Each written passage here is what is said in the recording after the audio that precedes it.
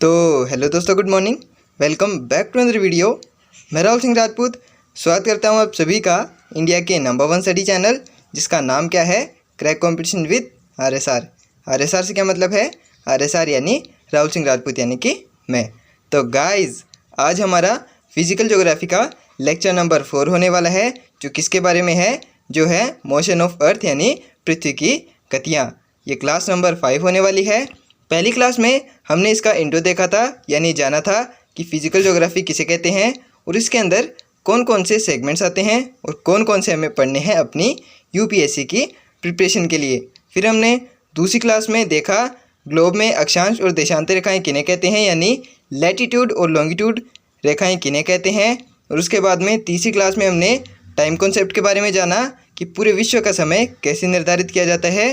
और उसके बाद चौथी क्लास में हमने देखा कि इंडियन स्टैंडर्ड टाइमलाइन किसे कहते हैं और पूरे विश्व में टाइम जोन कैसे बनाए गए हैं।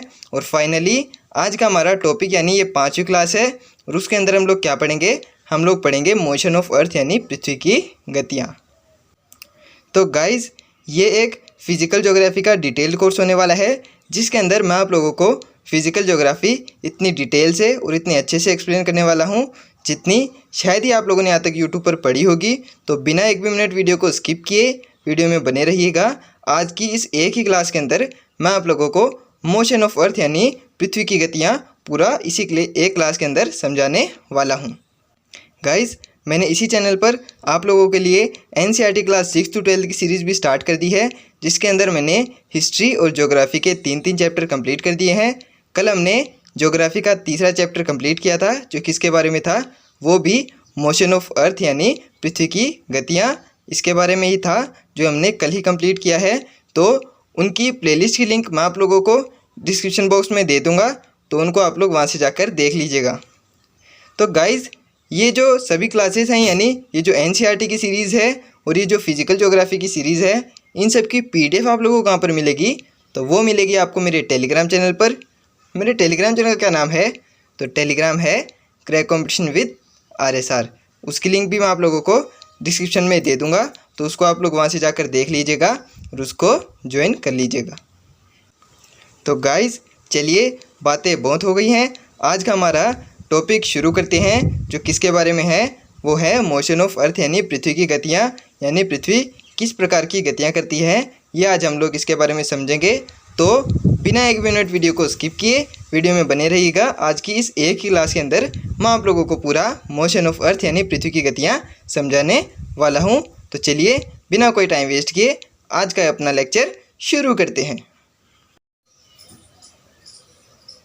तो गाइज़, आज के हमारे इस टॉपिक की शुरुआत होती है रोटेशन से यानी घूर्णन से, और जिसको हम लोग क्या बोलते हैं? जिसको हम परिभ्रमण भी बोलते हैं। तो ये जानने से पहले ये जान लीजिए कि पृथ्वी की गतियाँ कौन कौन सी होती हैं। तो पृथ्वी कितने प्रकार की गतियाँ करती है? तो पृथ्वी करती है 2 प्रकार की गतियाँ।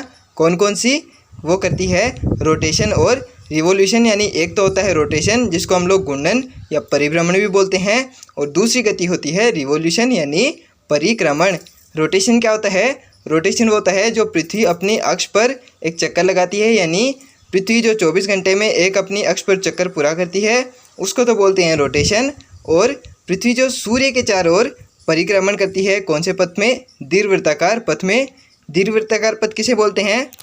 तो वो बोलते हैं, ये जो आपको ऐसे दिखाई दे रहा है, ये मैं दिखाऊँ आपको, तो इसको बोलते हैं दीर्घवृत्ताकार पथ।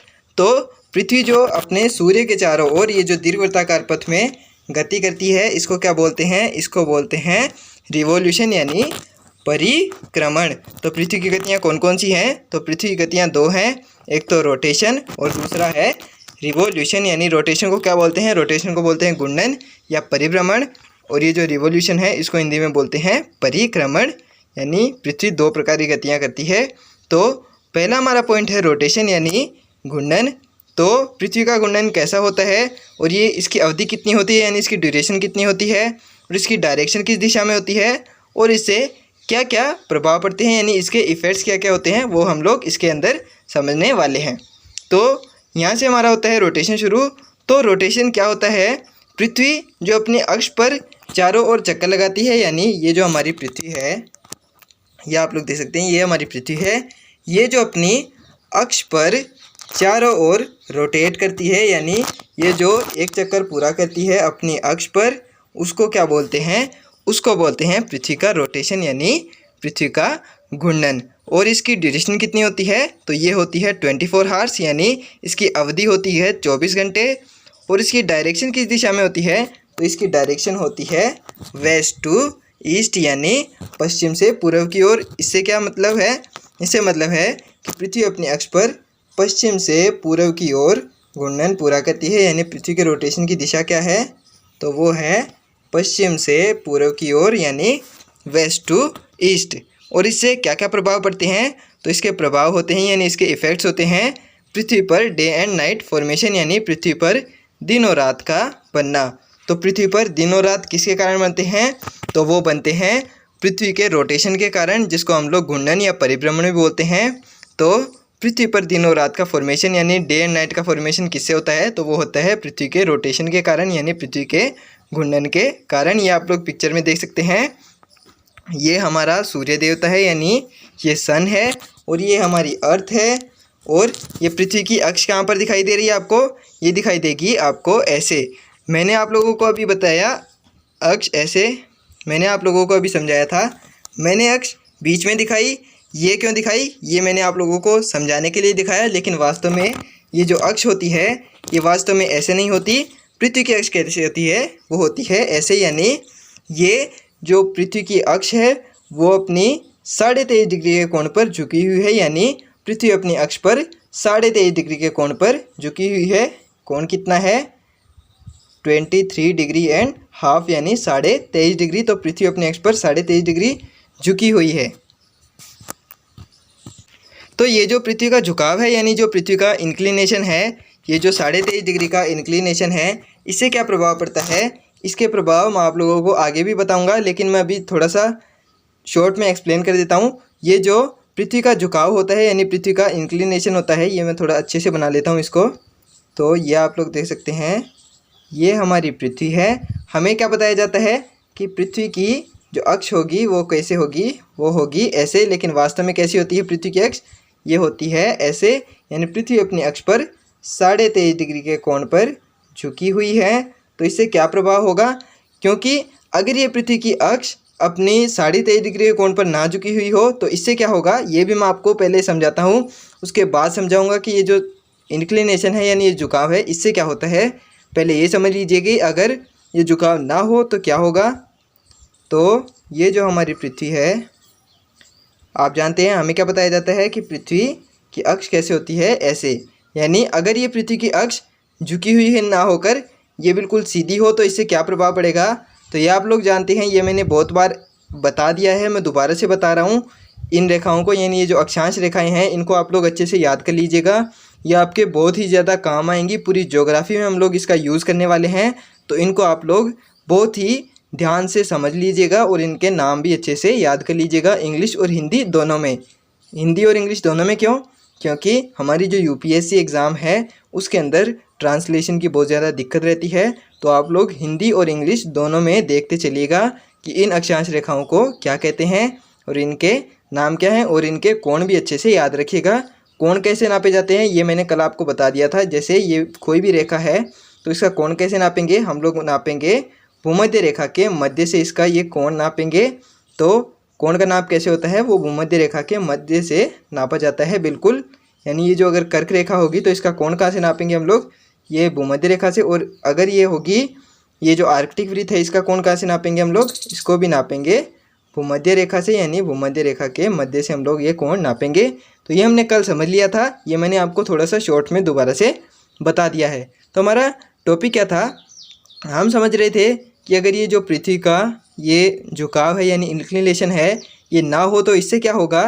तो इससे होगा ये कि ये आप लोग देख सकते हैं, ये जो पृथ्वी का झुकाव है अगर ये ना हो तो ये आप लोग देख सकते हैं, ये 0 डिग्री है, ये 0 डिग्री है, ये 23.5 डिग्री है और ये 66.5 डिग्री है। ऐसे ही नीचे 23.5 डिग्री और ये है 66.5 डिग्री।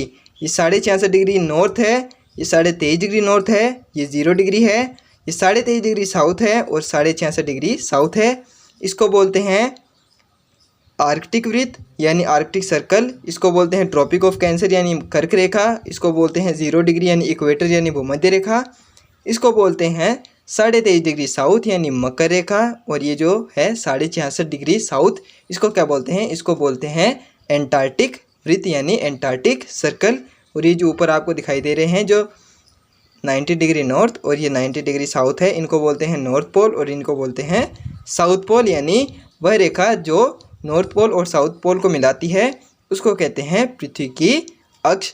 ये मैंने आपको क्यों बताया, क्योंकि कई लोगों को ये भी पता नहीं होता कि पृथ्वी की अक्ष की वास्तविक डेफिनेशन क्या होती है। यानी अगर उनसे कोई पूछ ले कि पृथ्वी की अक्ष वास्तव में कहते किसको हैं, तो वो लोग अच्छे से नहीं एक्सप्लेन करवाते हैं कि पृथ्वी की अक्ष वास्तव में कहते किसको हैं।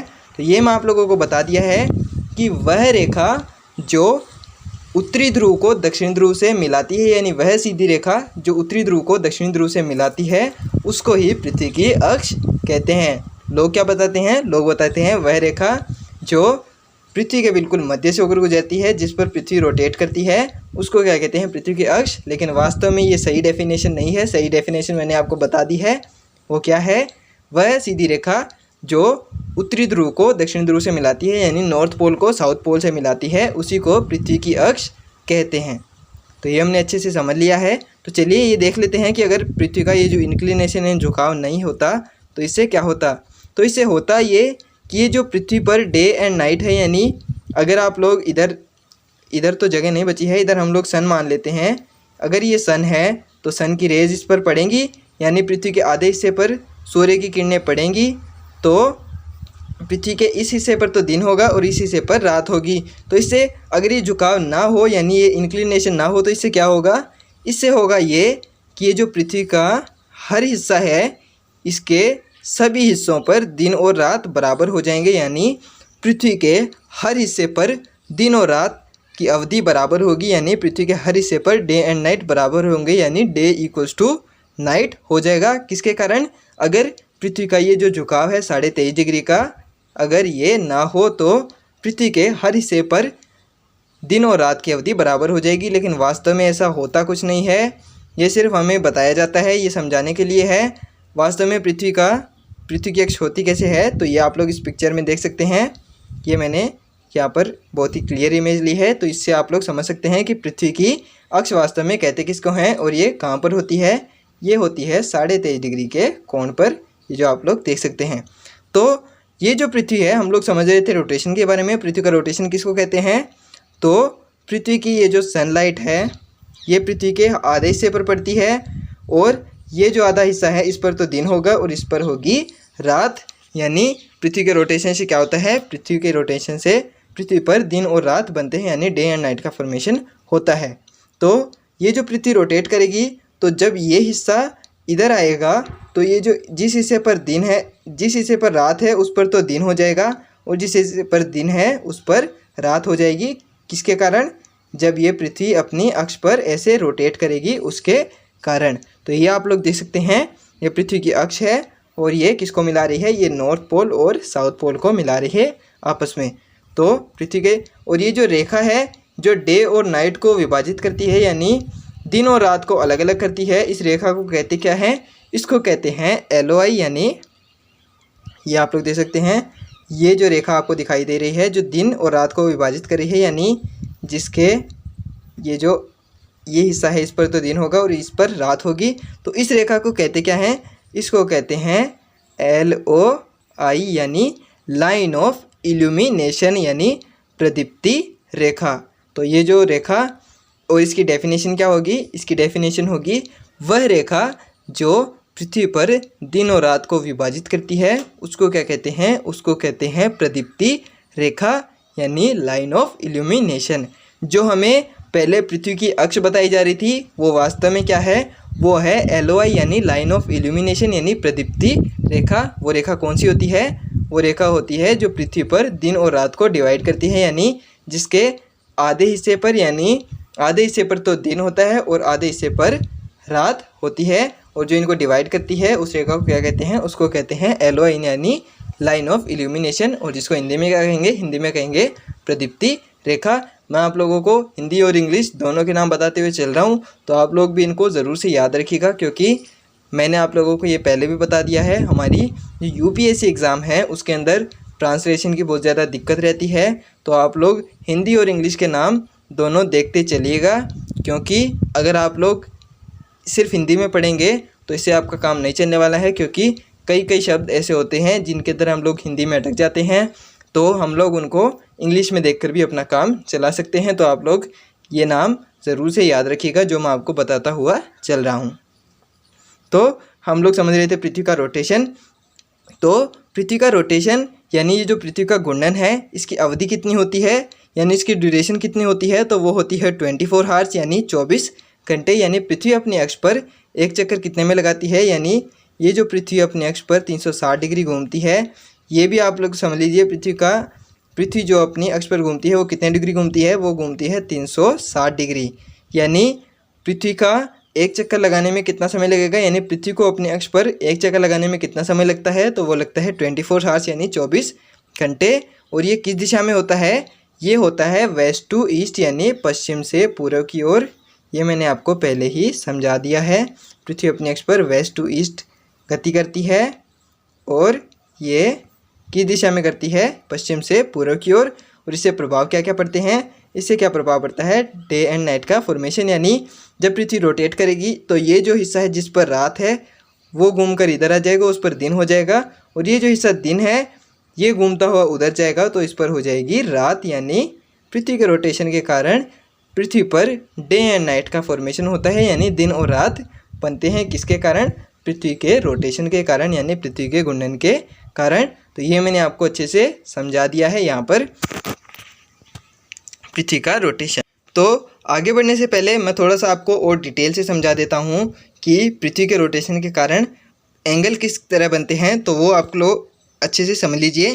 तो पृथ्वी जो हमारी है, यानी ये जो पृथ्वी है ये 24 घंटे में कितने डिग्री घूमती है, तो ये घूमती है 360 डिग्री।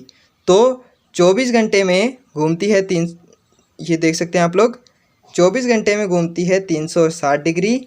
तो एक घंटे में कितना घूमेगी, तो वो घूमेगी एक घंटे में equals to 360/24 equals to 15 degree. यानी पृथ्वी अपने अक्ष पर एक घंटे में कितने डिग्री घूमती है, तो वो घूमती है 15 डिग्री। यानी आप लोग समझ सकते हैं, अगर पृथ्वी पूरे दिन में 24 घंटे घूम रही है, इसको डिवाइड करके देख लेते हैं, ये 90 होता है, ये 90, ये 90 और ये 90। तो अगर पृथ्वी इतना घूमेगी यानी 15 डिग्री घूमेगी, तो वो कितने में घूमेगी, वो घूमेगी एक घंटे में। यानी 15 डिग्री घूमती है कितने मिनट में, तो वो घूमती है 60 मिनट में। तो एक डिग्री कितने मिनट में घूमेगी, तो वो घूमेगी 1 डिग्री बराबर, यानी 1 degree equals to 60/15 equals to 4 minute. यानी पृथ्वी अपने अक्ष पर 1 डिग्री कितने मिनट में घूमती है, तो वो घूमती है 4 मिनट में। और एक घंटे में 15 डिग्री और 24 घंटे में कितना, वो घूमती है 360 डिग्री। तो ये मैंने आप लोगों को पृथ्वी का रोटेशन बहुत ही ज़्यादा डिटेल से एक्सप्लेन कर दिया है। इसके आगे पृथ्वी के रोटेशन में कुछ नहीं बचा जो आपके समझने लायक हो। तो ये था हमारा पृथ्वी का रोटेशन यानी पृथ्वी का घूर्णन, या जिसको हम लोग परिभ्रमण भी बोलते हैं। ये मैंने बहुत ही डिटेल से आप लोगों को एक्सप्लेन कर दिया है। इसके बाद में क्या है, इसके बाद में है पृथ्वी का रिवॉल्यूशन यानी पृथ्वी का परिक्रमण। तो ये आप लोग पिक्चर में देख सकते हैं, पृथ्वी जो अपने सूर्य के चारों ओर गति करती है, यानी पृथ्वी जो सूर्य के चारों ओर ये दीर्घवृत्ताकार पथ में गति करती है। ये पथ कैसा है, ये है दीर्घवृत्ताकार। यानी दीर्घवृत्ताकार पथ कैसा होता है, ये पूरी तरह गोलाकार नहीं होता। पृथ्वी का जो रोटेशन है वो पूरी तरह गोलाकार पथ में गति करती है, लेकिन पृथ्वी का जो रिवॉल्यूशन है यानी पृथ्वी का जो परिक्रमण है वो कैसा होता है, वो होता है दीर्घवृत्ताकार। यानी ये आप लोग देख सकते हैं, इसको बोलते हैं दीर्घवृत्ताकार। तो पृथ्वी अपने अक्ष पर दीर्घवृत्ताकार पथ में सूर्य के चारों ओर जो गति करती है उसको क्या बोलते हैं, उसको बोलते हैं रिवॉल्यूशन यानी परिक्रमण। तो ये आप लोग अलग अलग महीने में पृथ्वी की अलग अलग स्थितियाँ देख सकते हैं, किसके चारों ओर, ये है सूर्य के चारों ओर। आप लोग पृथ्वी की गतियाँ अलग अलग देख सकते हैं। ये जो कब की स्थिति है, ये जो आप लोग पहली स्थिति देख सकते हैं, ये है मार्च की स्थिति। और इसके बाद में ये जो दूसरी स्थिति है, ये देख सकते हैं आप लोग। थोड़ा सा मैं इसको छोटा कर लेता हूँ जो आपको अच्छे से समझ में आ जाए। तो इसको थोड़ा सा पेन का साइज़ हम लोग छोटा कर लेंगे, इसको कर लिया हमने टिक। तो ये कब की स्थिति है? ये है मार्च की स्थिति, ये है दिसंबर की स्थिति, ये है सितंबर की स्थिति, और ये कब की है? ये है जून की स्थिति। यानी अलग अलग महीने में पृथ्वी की अलग अलग स्थितियां दिखाई गई हैं यहाँ पर। ये आप लोग देख सकते हैं। पहली जो स्थिति है वो कब की है? मार्च की, दूसरी जून की, तीसरी है सितंबर की, और चौथी है दिसंबर की। यानी ये अलग अलग महीने में दिखाए गए हैं। यानी अलग अलग महीने में सूर्य की किरणें अलग अलग रेखा पर लंबवत पड़ती हैं। रेखा कौन सी? अक्षांश रेखाएं। ये मैं आप लोगों को आगे बहुत ही अच्छे से एक्सप्लेन करूंगा कि कौन से महीने में कौन सी अक्षांश रेखा पर सूर्य की किरणें लंबवत यानी सीधी पड़ती हैं। तो पहले हम लोग ये पृथ्वी का रिवॉल्यूशन समझ लेते हैं, यानी पृथ्वी का परिक्रमण समझ लेते हैं कि वास्तव में पृथ्वी का परिक्रमण होता कैसा है, और इसकी ड्यूरेशन और इसकी डायरेक्शन और इसके इफ़ेक्ट्स क्या क्या होते हैं। तो पहले हम लोग वो समझेंगे अच्छे से। तो ये जो पृथ्वी का ड्यूरेशन है ये होता कितना है, यानी ये कितने दिन में अपना एक चक्कर पूरा करती है सूर्य के चारों ओर? तो ये करती है 365 सही 1/4 दिन। हमें वास्तव में कितना बताया जाता है? तो हमें बताया जाता है 365 दिन, लेकिन ये वास्तव में होता कितना है? तो ये होता है 365 सही 1/4 दिन।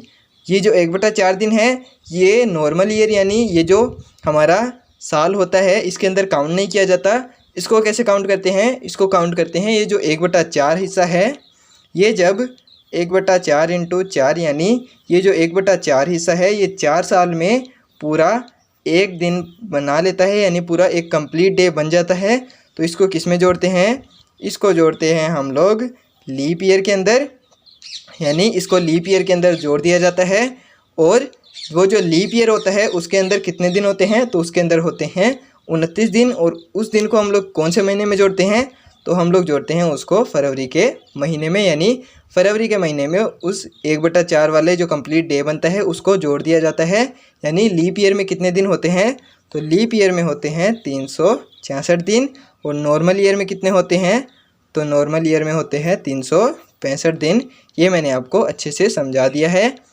तो ये जो पृथ्वी का ड्यूरेशन है इसको कहते हैं, ये होता है 365 से 1/4 दिन। और इसकी डायरेक्शन कैसे होती है? तो इसकी डायरेक्शन भी वेस्ट टू ईस्ट होती है, यानी पश्चिम से पूर्व की ओर ही इसकी भी डायरेक्शन होती है।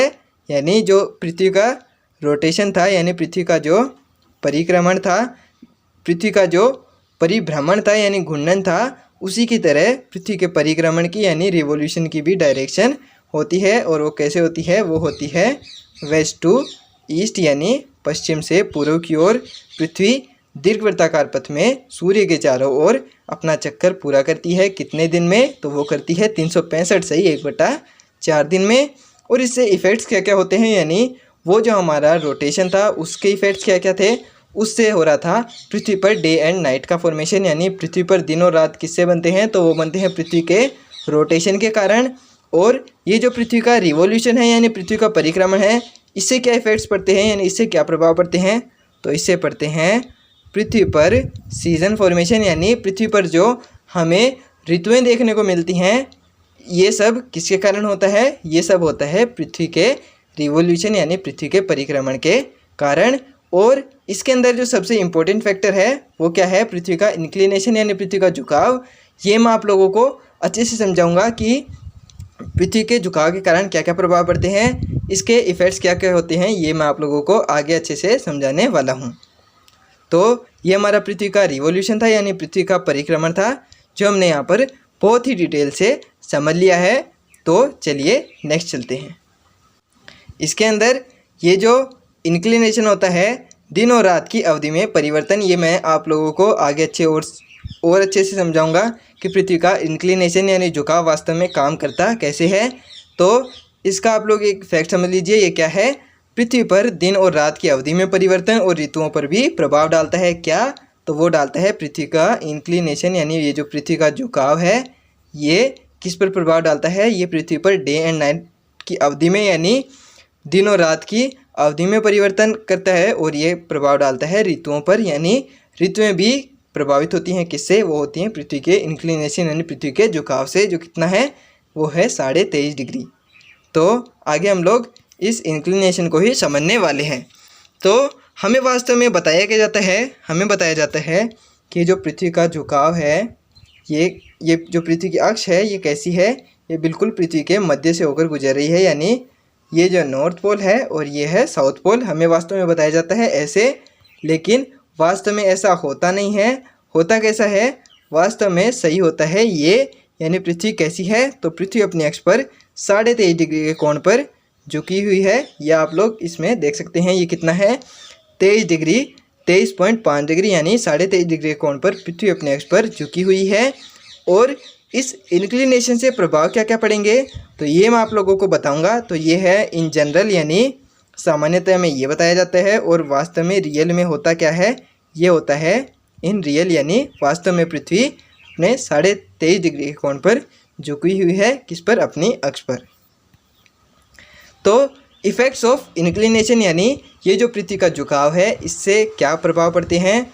तो जो पृथ्वी का रोटेशन था उससे क्या हो रहा था, पृथ्वी पर डे एंड नाइट का फॉर्मेशन, यानी पृथ्वी पर दिन और रात बनते हैं, किसके कारण, पृथ्वी के रोटेशन के कारण, यानी पृथ्वी के घूमने के कारण। और वो जो रिवॉल्यूशन था उसके कारण क्या हो रहा था, तो उसके कारण पृथ्वी पर सीजन फॉर्मेशन हो रहा था, यानी पृथ्वी पर ऋतुएं बन रही थी।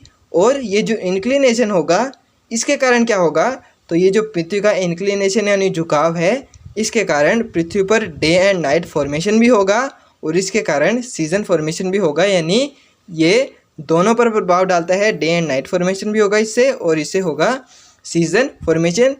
सीजन फॉर्मेशन और डे एंड नाइट फॉर्मेशन ये होता तो वास्तव में रोटेशन और रिवोल्यूशन के कारण ही है, लेकिन इस पर प्रभाव कैसे पड़ता है, वो पड़ता है पृथ्वी के झुकाव के कारण। और वो कैसे पड़ता है, तो मैंने रोटेशन के अंदर आप लोगों को समझा दिया था कि अगर पृथ्वी का ये जो इंक्लिनेशन है ये ना हो तो पृथ्वी के हर हिस्से पर दिन और रात की अवधि बराबर हो जाएगी, यानी पृथ्वी के हर हिस्से पर दिन और रात बराबर होंगे। और इसका सीजन फॉर्मेशन पर क्या प्रभाव पड़ता है, तो वो भी समझ लीजिए। तो अगर ये जो पृथ्वी का इंक्लिनेशन है, यानी पृथ्वी का ये जो झुकाव है, अगर ये ना हो तो पृथ्वी पर जो हम लोग अलग अलग ऋतुएं देखते हैं, यानी ये जो शरद ऋतु, ग्रीष्म ऋतु, बसंत ऋतु, ये जितनी भी ऋतुएं आती हैं इनका फॉर्मेशन नहीं होगा, यानी पृथ्वी पर अलग अलग ऋतुएं नहीं मिलेंगी। पूरी पृथ्वी पर एक ही ऋतु देखने को मिलेगी।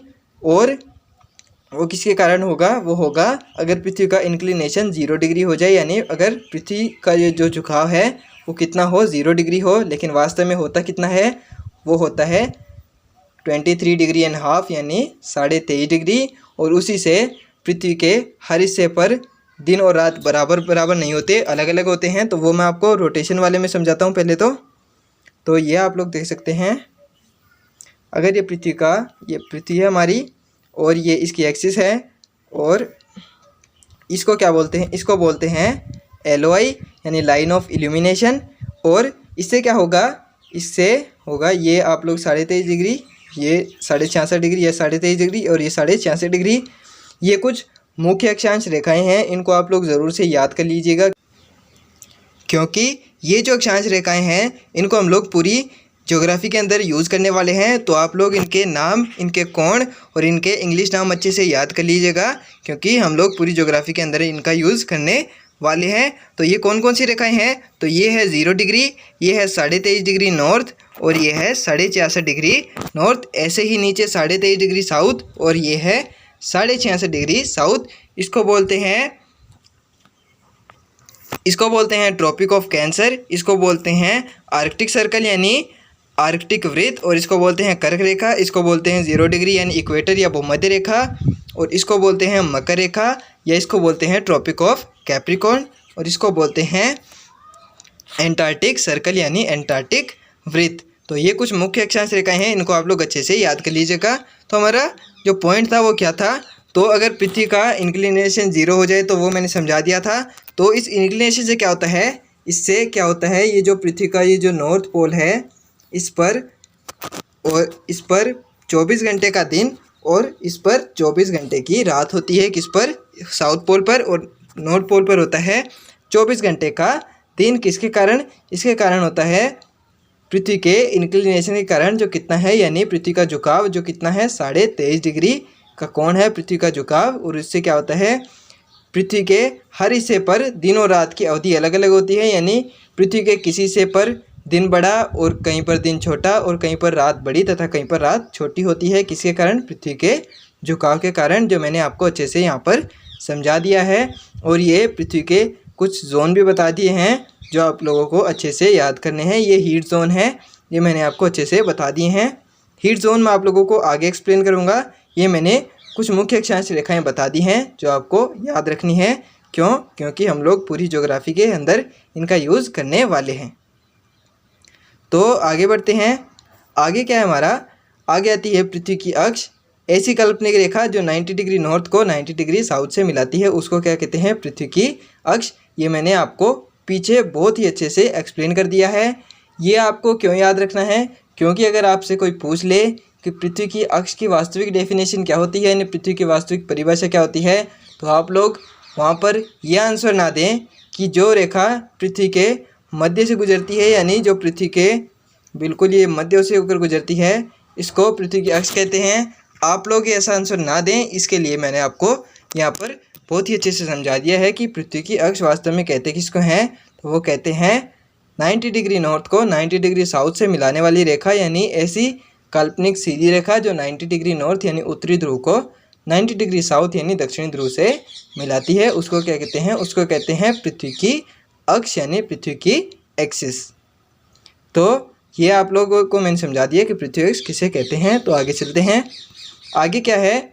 आगे है लाइन ऑफ इल्यूमिनेशन, यानी एलओआई, जिसको हम लोग कहते हैं। और इसका हिंदी नाम क्या है? इसको कहते हैं हिंदी में, ये प्रदीप्ति रेखा नहीं है गाइज, ये थोड़ा सा मिसप्रिंट हो गया है, तो ये मैं आपको समझाऊं तो इसको कहते हैं प्रदीप्ति रेखा। ये प के नीचे रे की मात्रा है, तो आप लोग इसको थोड़ा सा करेक्ट कर लीजिएगा। इसको कहते हैं प्रदीप्ति रेखा, यानी लाइन ऑफ इल्यूमिनेशन, या एलओआई कहते हैं इसको। इसका काम क्या होता है? इसका काम होता है ये जो पृथ्वी पर डे एंड नाइट का फॉर्मेशन होता है, यानी जो दिन और रात होते हैं उनको डिवाइड करना। यानी ये जो रेखा आप लोग देख सकते हैं, जो रेखा दिन और रात को डिवाइड करती है, यानी दिन और रात को विभाजित करती है, इसके एक साइड तो दिन होता है और एक साइड रात होती है, तो उस रेखा को क्या कहते हैं? तो उसको कहते हैं एलओआई, यानी लाइन ऑफ इल्यूमिनेशन या प्रदीप्ति रेखा। और इसका काम क्या होता है? इसका काम होता है पृथ्वी पर दिन और रात का विभाजन करना। यानी जो हमें बताया जाता है कि जो हमें पहले बताया जाता था, पृथ्वी की जो अक्ष बताई जाती थी, वो वास्तव में क्या होती है? वो होती है एलओआई, यानी जो सूर्य की किरणें आती हैं, इसके हाफ पार्ट पर तो डे होता है और हाफ पार्ट पर नाइट होती है। किसके? एलओआई के, यानी लाइन ऑफ इल्यूमिनेशन के। ये हमने यहाँ पर बहुत ही अच्छे से समझ लिया है कि एलओआई वास्तव में कहते किसको हैं और इसका काम क्या होता है? इसका काम होता है पृथ्वी पर डे एंड नाइट को डिवाइड करना, यानी पृथ्वी पर दिन और रात को विभाजित करना। तो चलिए आगे बढ़ते हैं। आगे क्या है? पृथ्वी का इंक्लिनेशन 0 डिग्री हो जाए, ये मैंने अच्छे से आपको एक्सप्लेन कर दिया है, लेकिन आपको नोट्स भी तो बनाने हैं ना। तो आप लोग नोट्स कैसे बनाएंगे? इसके नोट्स आप लोग ऐसे बना सकते हैं। गाइज़, मेरी क्लासेस का सबसे बड़ा बेनिफिट क्या है? वैसे तो मैं आप लोगों को बहुत डिटेल से एक्सप्लेन कर रहा हूँ, वैसे तो आप लोगों को ये उतारने चाहिए, अपने आप नोट्स बनाने चाहिए, लेकिन जो मैंने प्रॉब्लम्स फेस की हैं वो आप लोगों को फेस ना करनी पड़े, इसके लिए मैं सारी पीपीटी इस तरह से बना के लाता हूँ ताकि उसके आप लोग एज इट इज़ नोट्स बना सकें। यानी ये जो मेरी क्लासेस हैं, आप लोग इनके नोट्स एज इट इज़ बना सकते हैं। इसके अंदर आप लोगों को ना तो कुछ कट करने की ज़रूरत है और ना ही कुछ ऐड करने की ज़रूरत है एक्स्ट्रा। तो आप लोग इनके नोट्स एज इट इज़ बना सकते हैं। मैं बाकी लोगों की तरह थ्योरी लिख कर नहीं लाता, मैं सिर्फ उतनी ही चीज़ लिख कर लाता हूँ जितनी आप नोट कर सकते हैं और जिससे आप लोगों को बहुत ही अच्छे से समझ में आ जाए, शॉर्ट और स्मार्ट तरीके से। यानी ये जो शॉर्ट नोट्स बनाने चाहते हैं जो लोग, वो शॉर्ट नोट्स भी बना सकते हैं और ये पढ़ाई को समझने का एक स्मार्ट तरीका है। और इससे आप लोग डाउनलोड भी कर सकते हैं, क्योंकि ये मेरे टेलीग्राम चैनल पर आप लोगों को पीपीटी आसानी से मिल जाएगी इस पूरी क्लास की। तो वो आप लोग डाउनलोड करके या वहाँ से जाकर देख लीजिएगा और अपनी कॉपी में नोट ज़रूर कीजिएगा गाइज, क्योंकि अगर आप लोग नोट नहीं करेंगे, अपने हाथ से लिखेंगे नहीं, तो आपकी यूपीएससी की जो प्रिपरेशन है वो अधूरी रह जाएगी। क्योंकि बिना लिखे यूपीएससी निकालना बहुत ही मुश्किल है। मेरी नज़र में तो इसको मैं नामुमकिन मानता हूँ, क्योंकि अगर आप लोग लिखेंगे नहीं तो आपकी आंसर राइटिंग की प्रैक्टिस नहीं होगी और आप लोग की हैंड राइटिंग भी सुधर जाएगी। और लिखने से क्या होता है, लिखने से हमारा जो लिखा हुआ है, जो खुद का लिखा हुआ होता है, वो बहुत ही आसानी से याद रहता है। तो आप लोग इनको अपनी कॉपी में नोट ज़रूर कीजिएगा गाइज़। आप लोग इनको एज इट इज़ उतार सकते हैं, ना तो इनके अंदर आप लोगों को कुछ ऐड करने की ज़रूरत है और ना ही कुछ कट करने की ज़रूरत है। तो चलिए, बातें बहुत हो गई, हमारा जो टॉपिक है वो समझते हैं पहले। तो अगर पृथ्वी का if inclination equals to 0 degree, यानी अगर पृथ्वी का झुकाव जो है वो 0 डिग्री हो जाए तो इससे क्या होगा, तो इससे होगा ये आप लोग इसके अंदर पिक्चर देख सकते हैं। ये मैंने अपने हाथ से बनाई है, तो आप लोग भी एज इट इज़ बना लीजिएगा अपनी कॉपी में। तो ये आप लोग देख सकते हैं, ये है 0 डिग्री, ये है 23.5 डिग्री नॉर्थ, ये है 66.5 डिग्री साउथ नॉर्थ, ये है 90 डिग्री नॉर्थ, ये 23.5 डिग्री साउथ, ये 66.5 डिग्री साउथ, और ये है 90 डिग्री साउथ। अक्षांश रेखा ये जो है, ये अक्षांश रेखाएं नहीं है, ये सिर्फ एक बिंदु है। ये मैंने पीछे की क्लासेस में आप लोगों को बहुत ही डिटेल से एक्सप्लेन किया है, तो वो क्लासेस आप लोग ज़रूर से देखिएगा। वो थी अक्षांश और देशांतर की क्लास, जो मैंने सेकंड क्लास थी हमारी, वो आप लोग ज़रूर से देख लीजिएगा। तो हमारा टॉपिक है ये, अगर पृथ्वी पर ये जो पृथ्वी का झुकाव है वो 0 डिग्री हो जाए तो इससे क्या होगा, तो पृथ्वी के हर हिस्से पर दिन और रात बराबर हो जाएंगे। यानी अगर झुकाव 0 डिग्री होगा तो पृथ्वी के हर हिस्से पर, यानी नॉर्थ हेमिस्फीयर में भी और साउथ हेमिस्फीयर में भी डे और नाइट बराबर होंगे, यानी पृथ्वी पर दिन और रात बराबर होंगे।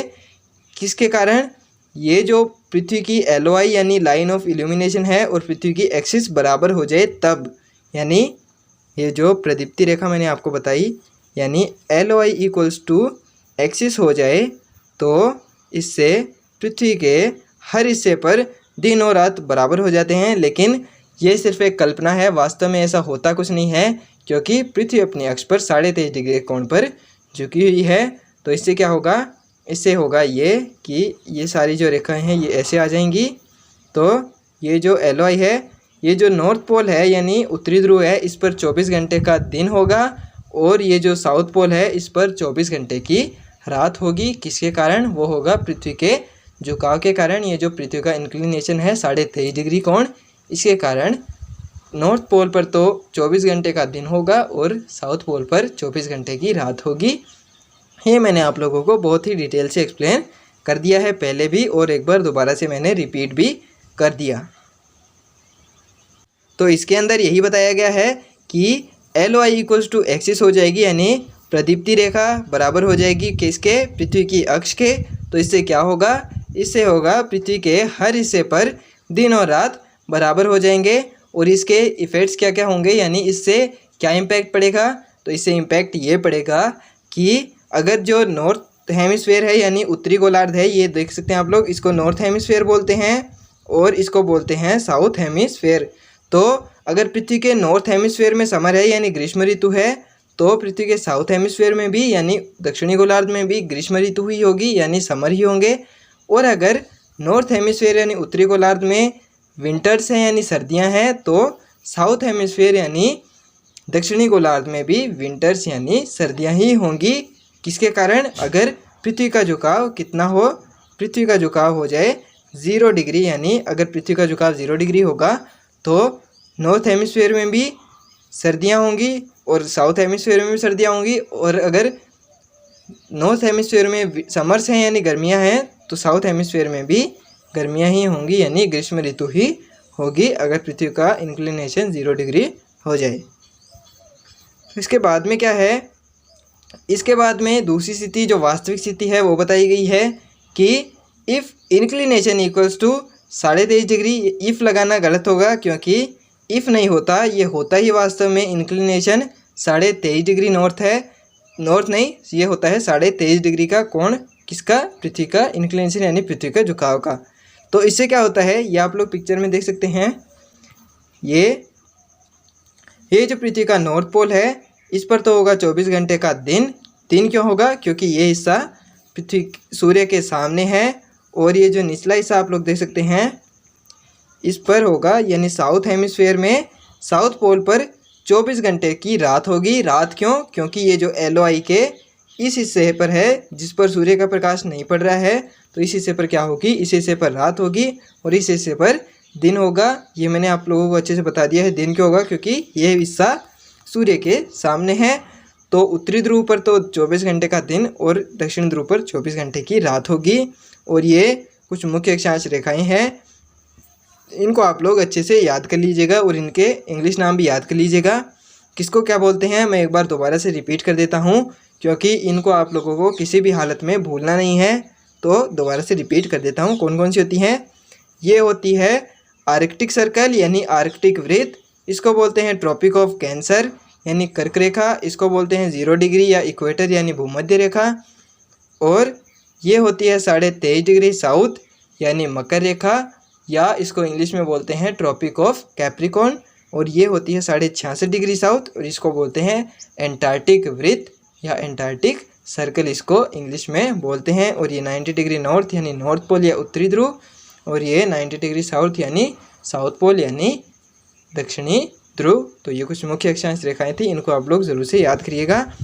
तो ये था हमारा if inclination equals to 0 degree यानी LOI not equals to axis, यानी ये जो पृथ्वी की प्रदीप्ति रेखा है ये पृथ्वी की अक्ष के बराबर नहीं है। यानी ये देख सकते हैं ये प्रदीप्ति रेखा है और ये पृथ्वी की अक्ष है। पिछले में क्या था, पिछले में था प्रदीप्ति रेखा भी यही थी और पृथ्वी की अक्ष भी यही थी। तो उससे क्या था, पृथ्वी के हर हिस्से पर दिन और रात बराबर हो रहे थे। लेकिन यहाँ पर क्या होगा, प्रदीप्ति रेखा नॉट इक्वल्स टू एक्सिस, यानी ये आप लोग देख सकते हैं प्रदीप्ति रेखा नॉट इक्वल्स टू एक्सिस, यानी प्रदीप्ति रेखा पृथ्वी की अक्ष के बराबर नहीं है। और ये थोड़ी सी गलती हो गई है गाइज, ये थोड़ा सा मिसप्रिंट है, इसको आप लोग करेक्ट कर लीजिएगा। क्योंकि ये जो है पृथ्वी का दिन और रात बराबर नहीं होंगे, नहीं होंगे, नहीं होंगे। क्यों? क्योंकि पृथ्वी की प्रदीप्ति रेखा पृथ्वी की अक्ष के बराबर नहीं है, तो दिन और रात भी एक दूसरे के बराबर नहीं होंगे। यानी ये जो दिन और रात है ये एक दूसरे के बराबर नहीं होंगे, इसको आप लोग थोड़ा सा करेक्ट कर लीजिएगा।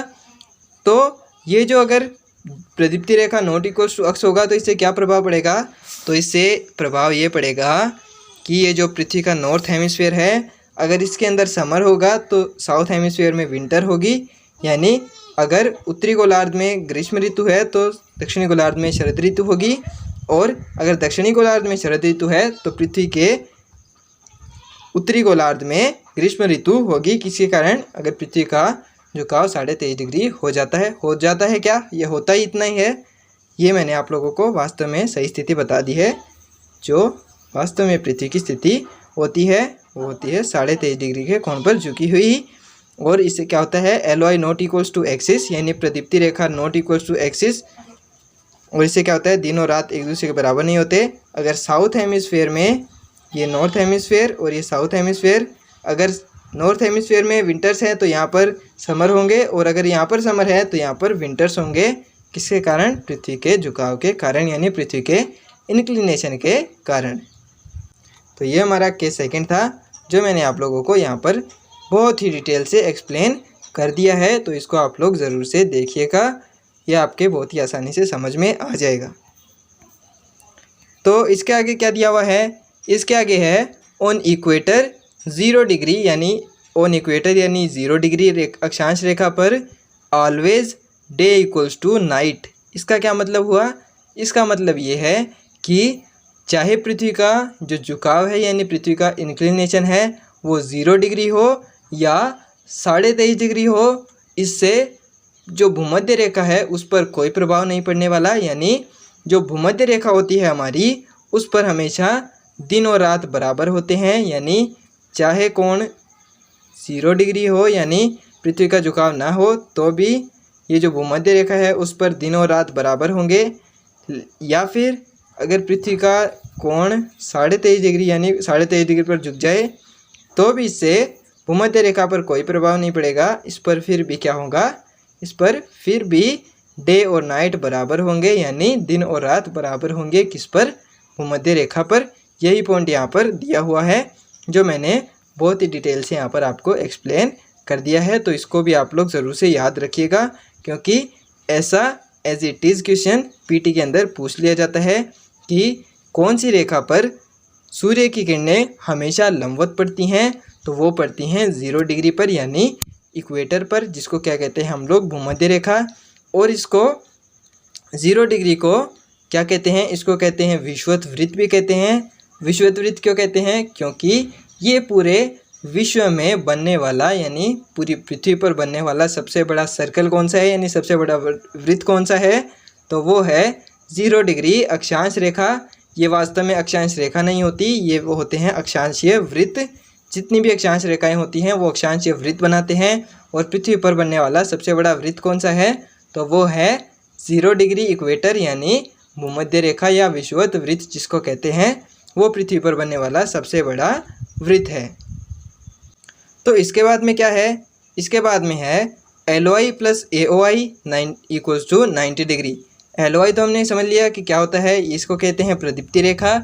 और ये जो नया आया है यहाँ पर AOI, ये AOI इसका क्या फंडा है, तो ये है AOI equals to angle of inclination, यानी जो पृथ्वी पर जिस समय जिस भी रेखा पर सूर्य का प्रकाश लंबवत पड़ता है AOI का मान उतना ही हो जाता है। यानी ये जो मैंने आप लोगों को पृथ्वी का रिवॉल्यूशन दिखाया था, यानी अलग अलग महीने में पृथ्वी की अलग अलग स्थितियाँ दिखाई थी, तो अलग अलग महीने में सूर्य की किरणें अलग अलग अक्षांश रेखा पर लंबवत पड़ती हैं। यानी अगर हम लोग इसको एक्सिस माने तो ये 0 डिग्री होगी, ये 23.5 डिग्री, ये 23.5 डिग्री, ये 0 डिग्री, ये 23.5, ये 23.5, ये 0, ये 23.5, ये 23.5, ये 0 डिग्री, ये 23.5, ये 23.5।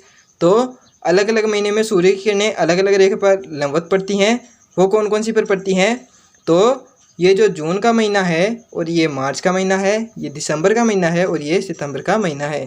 तो ये जो मार्च और सितंबर है, इस महीने में सूर्य की किरणें 0 डिग्री पर, और ये जो जून का महीना है इस पर कौन सी रेखा पर, इस पर पड़ती हैं कर्क रेखा। और ये जो दिसंबर का महीना है इसमें कौन से पर, इसमें पड़ती हैं मकर रेखा पर सूर्य की किरणें लंबवत। तो जिस भी रेखा पर सूर्य की किरणें लंबवत पड़ती हैं उसी को कहते हैं AOI यानी एंगल ऑफ इंक्लिनेशन, यानी वह अक्षांश रेखा जहां सूर्य का प्रकाश लंबवत पड़ता है उसी को क्या कहते हैं, उसी को कहते हैं AOI यानी एंगल ऑफ इंक्लिनेशन। इसका मान अलग अलग महीने में अलग अलग होता है। और ये जो LOI है और ये जो AOI है इसका योग कितना होता है, इसका योग होता है 90 डिग्री यानी 90 डिग्री, इन दोनों का योग होता है। तो इससे क्या हम लोग समझ सकते हैं, इससे हम लोग आगे समीकरण हल करेंगे जिससे आप लोगों को बहुत ही आसानी से ये जो पृथ्वी के ये जो जोन है ये आप लोग देख सकते हैं, ये अक्षांश रेखाएं यानी जो पृथ्वी के डे एंड नाइट फॉर्मेशन है इसको हम लोग आगे समझेंगे। यानी ये जो पृथ्वी का परिक्रमण समझाया था मैंने आप लोगों को, कौन से महीने में कौन सी रेखा पर सूर्य की किरणें लंबवत पड़ती हैं, ये हम लोग आगे समझेंगे बहुत डिटेल से। तो उसके अंदर ये बहुत ज़्यादा काम आएगा, तो इसको आप लोग अच्छे से याद रखिएगा। तो इसके बाद में है कि कौन सी रेखा पर सूर्य का प्रकाश लंबवत पड़ता है, यानी कौन से महीने में कौन सी रेखा पर सूर्य का प्रकाश लंबवत पड़ता है। तो इसके अंदर दिया हुआ है कि AOI का मान मार्च के महीने में कितना होता है, तो ये होता है 0 डिग्री, यानी मार्च के महीने में सूर्य की किरणें कौन सी रेखा पर लंबवत पड़ती हैं, तो वो पड़ती हैं 0 डिग्री अक्षांश रेखा पर। और AOI का मान जून में कितना होता है, तो वो होता है 23.5 डिग्री, यानी जून के महीने में कौन सी रेखा पर सूर्य की किरणें लंबवत पड़ती हैं, तो वो पड़ती हैं 23.5 डिग्री नॉर्थ यानी कर्क रेखा पर। और सितंबर के महीने में AOI का मान कितना होता है, तो वो होता है 0 डिग्री, यानी सितंबर के महीने में भी सूर्य की किरणें कौन सी रेखा पर लंबवत पड़ती हैं, तो वो पड़ती हैं भूमध्य रेखा यानी 0 डिग्री अक्षांश रेखा पर। और AOI का मान दिसंबर के महीने में कितना होता है, तो ये होता है 23.5 डिग्री, यानी दिसंबर के महीने में भी AOI का मान 23.5 डिग्री होगा, लेकिन जून के अंदर 23.5 डिग्री नॉर्थ और दिसंबर के अंदर 23.5 डिग्री साउथ, यानी जून के महीने में तो कर्क रेखा पर और दिसंबर के महीने में मकर रेखा पर सूर्य की किरणें लंबवत पड़ेंगी। ये हमने यहाँ पर देख लिया है कि कौन से महीने में AOI का मान कितना होता है, यानी एंगल ऑफ इंक्लिनेशन का मान कितना होता है कौन से महीने में, यानी कौन से महीने में सूर्य की किरणें कौन सी रेखा पर लंबवत पड़ती हैं, ये हमने यहाँ पर देख लिया है। इसके बाद में ये पृथ्वी का रिवॉल्यूशन बताया गया है, इसके अंदर ही हम लोग समझेंगे अच्छे से यानी और डिटेल से समझेंगे कि कौन सी रेखा पर सूर्य की किरणें लंबवत पड़ती हैं, किस महीने में, यानी ए ओ आई का मान कौन से महीने में कितना होता है, यानी एंगल ऑफ इंक्लिनेशन का मान कितना होता है कौन से महीने में, ये हम लोग आगे समझेंगे और डिटेल से। तो ये मैंने अपने हाथ से बनाई है ये एक इमेज, तो इसको आप लोग देख सकते हैं और इससे आप लोग आसानी से समझ जाएंगे कि कौन सी रेखा पर कौन से महीने में सूर्य की किरणें लंबवत पड़ रही हैं। तो ये आप लोग देख सकते हैं हमारा जो पहला महीना है वो कौन सा है, ये है मार्च का महीना। तो इस पर सूर्य की किरणें कौन सी रेखा पर लंबवत पड़ रही हैं, तो ये आप लोग देख सकते हैं ये पड़ रही हैं 0 डिग्री अक्षांश रेखा पर, यानी भूमध्य रेखा पर। कौन से महीने में, मार्च के महीने में सूर्य की किरणें लंबवत पड़ती हैं। और ये कौन सा दिन होता है, यानी पर्टिकुलर एक दिन होता है, उसके ऊपर सूर्य की किरणें उस अक्षांश रेखा पर लंबवत पड़ती हैं, यानी 0 डिग्री पर लंबवत पड़ती हैं। तो वो कौन सा दिन होता है, तो वो होता है 21 मार्च। और जिसको हम लोग क्या कहते हैं, जिसको हम लोग कहते हैं विषुव, यानी इसको विषुव क्यों कहते हैं, विषुव आप लोग इसलिए समझ सकते हैं कि ये जो 0 डिग्री अक्षांश रेखा होती है इसको कहते हैं विषुवत रेखा। तो विषुव से विषुवत रेखा और सूर्य की किरणें मार्च के महीने में विषुवत वृत्त पर यानी 0 डिग्री अक्षांश पर लंबवत पड़ती हैं। ये मैंने आप लोगों को आसानी से दिखा दिया है, यहाँ पर आप लोग आसानी से समझ सकते हैं। तो हमारा दूसरा महीना कौन सा है, दूसरा है हमारा जून, यानी ये आप लोग देख सकते हैं इसके अंदर ये है जून। जून के अंदर कौन सी रेखा पर सूर्य की किरणें लंबवत पड़ती हैं, तो वो पड़ती हैं 23.5 डिग्री नॉर्थ पर, यानी कर्क रेखा पर जून के महीने में सूर्य की किरणें लंबवत पड़ती हैं। ऐसे ही दिसंबर के महीने में ये आप लोग देख सकते हैं दिसंबर के महीने पर भी 23.5 डिग्री पर ही सूर्य की किरणें लंबवत पड़ती हैं, लेकिन ये कौन सा था, ये था 23.5 डिग्री नॉर्थ और ये है 23.5 डिग्री साउथ, यानी कर्क रेखा। और इसको कहते हैं कर्क संक्रांति और इसको कहते हैं मकर संक्रांति। कौन से महीने में, ये होती है दिसंबर के महीने में और तारीख कितनी होती है, ये होती है 22 दिसंबर और इसको मकर संक्रांति कहते हैं। मकर संक्रांति क्यों, क्योंकि इस दिन मकर रेखा पर सूर्य की किरणें लंबवत पड़ती हैं, यानी 23.5 डिग्री साउथ पर सूर्य की किरणें लंबवत पड़ती हैं। ट्रॉपिक ऑफ कैप्रिकॉर्न पर सूर्य की किरणें लंबवत पड़ती हैं, ये हमने यहाँ पर देख लिया है। ऐसे ही नीचे आता है हमारा सितंबर का महीना। तो सितंबर के महीने में सूर्य की किरणें कौन सी रेखा पर लंबवत पड़ती हैं, तो ये पड़ती हैं 0 डिग्री अक्षांश पर, यानी भूमध्य रेखा पर। और इसको भी क्या कहते हैं, इसको भी कहते हैं विषुव। विषुव क्यों, क्योंकि ये जो 0 डिग्री अक्षांश रेखा है इसको विषुवत वृत्त कहते हैं। और मार्च और सितंबर के महीने में सूर्य की किरणें यानी सूर्य का जो प्रकाश होता है वो किस पर लंबवत होता है, वो होता है 0 डिग्री रेखा पर, यानी विषुवत वृत्त पर। तो ये जो दोनों महीने होते हैं इनको क्या कहते हैं, इनको कहते हैं विषुव, यानी 21 मार्च और ये जो 23 सितंबर का दिन है इसको कहते हैं विषुव, यानी इस पर सूर्य की किरणें विषुवत वृत्त यानी 0 डिग्री पर लंबवत पड़ती हैं। तो ये चारों महीने थे जो हमने यहाँ पर समझ लिए हैं। और ये कौन सा दिन होता है, ये होता है 21 जून का दिन, यानी मार्च के महीने। ये आपको मैं पूरा और डिटेल से एक्सप्लेन करूँ तो 21 मार्च के दिन सूर्य की किरणें कौन सी रेखा पर, वो होती हैं 0 डिग्री पर। और ऐसे ही सितंबर के महीने में, यानी सितंबर के महीने में भी 0 डिग्री पर लंबवत होती हैं। और वो कौन सा दिन होता है, वो 23 सितंबर, यानी 21 मार्च और 23 सितंबर को क्या कहते हैं, इसको कहते हैं विषुव, क्योंकि विषुवत वृत्त पर सूर्य की किरणें लंबवत पड़ती हैं। और ये जो जून है इनको कहते हैं संक्रांति। एक को कहते हैं कर संक्रांति और दूसरे को कहते हैं मकर संक्रांति। ये मकर संक्रांति वो नहीं है जो हम लोग पतंगे वगैरह उड़ाते हैं, ये मकर संक्रांति वो नहीं है, ये दूसरी है। ये कर्क रेखा पर यानी मकर रेखा पर सूर्य की किरणें लंबवत पड़ती हैं, उसके हिसाब से इसका नाम रखा गया है मकर संक्रांति। तो इसको आप लोग वो पतंगे उड़ाने वाली मकर संक्रांति मत समझिएगा, ये दूसरी मकर संक्रांति है, यानी इस दिन मकर रेखा पर सूर्य की किरणें लंबवत पड़ती हैं, इसलिए इसको मकर संक्रांति कहते हैं। और ये जो हमारी है इसको कर्क संक्रांति कहते हैं। क्यों, क्योंकि इस दिन सूर्य की किरणें कर्क रेखा पर लंबवत पड़ती हैं। तो ये मैंने आप लोगों को अच्छे से समझा दिया है कि कौन से महीने में कौन सी रेखा पर सूर्य की किरणें लंबवत पड़ती हैं और कौन से महीने को क्या कहते हैं, यानी विषुव किसे कहते हैं, और संक्रांति यानी कर्क संक्रांति और मकर संक्रांति किसको कहते हैं, ये मकर संक्रांति। आप लोग वो संक्रांति मत समझिएगा जिसके अंदर हम लोग पतंगे वगैरह उड़ाते हैं, ये वो संक्रांति नहीं है, ये दूसरी मकर संक्रांति है। ये मकर रेखा पर सूर्य की किरणें लंबवत पड़ती हैं, इसके हिसाब से इसका नाम रखा गया है। तो ये हमने बहुत ही अच्छे से और डिटेल से यहाँ समझ लिया है किसको, कर संक्रांति, मकर संक्रांति, विषु, इन सबको हमने बहुत ही अच्छे से यहाँ पर समझ लिया है। तो इसके बाद में चलते हैं। इसके बाद में क्या आया है, इसके बाद में ये दोबारा से आ गया है कि AOI का मान मार्च में 0 डिग्री, AOI का मान जून में 23.5 डिग्री, AOI का मान सितंबर में 0 डिग्री और AOI का मान दिसंबर में 23.5 डिग्री होता है। क्यों? क्योंकि अलग अलग महीने में सूर्य की किरणें अलग अलग रेखा पर लंबवत पड़ती हैं, जो मैंने अभी यहाँ पर आपको बहुत ही अच्छे से समझा दिया है। तो ये दोबारा से आ गया है, ये पता नहीं PPT रिपीट हो गई है या मैंने ही दोबारा से लगाया था कुछ और समझाने के लिए। तो वैसे तो मैंने सब कुछ यहाँ पर आप लोगों को समझा दिया है इसके अंदर, और कुछ नहीं बचा जो आपको समझाया जाए। ये मैंने शायद PPT ही दोबारा से रिपीट हो गई है।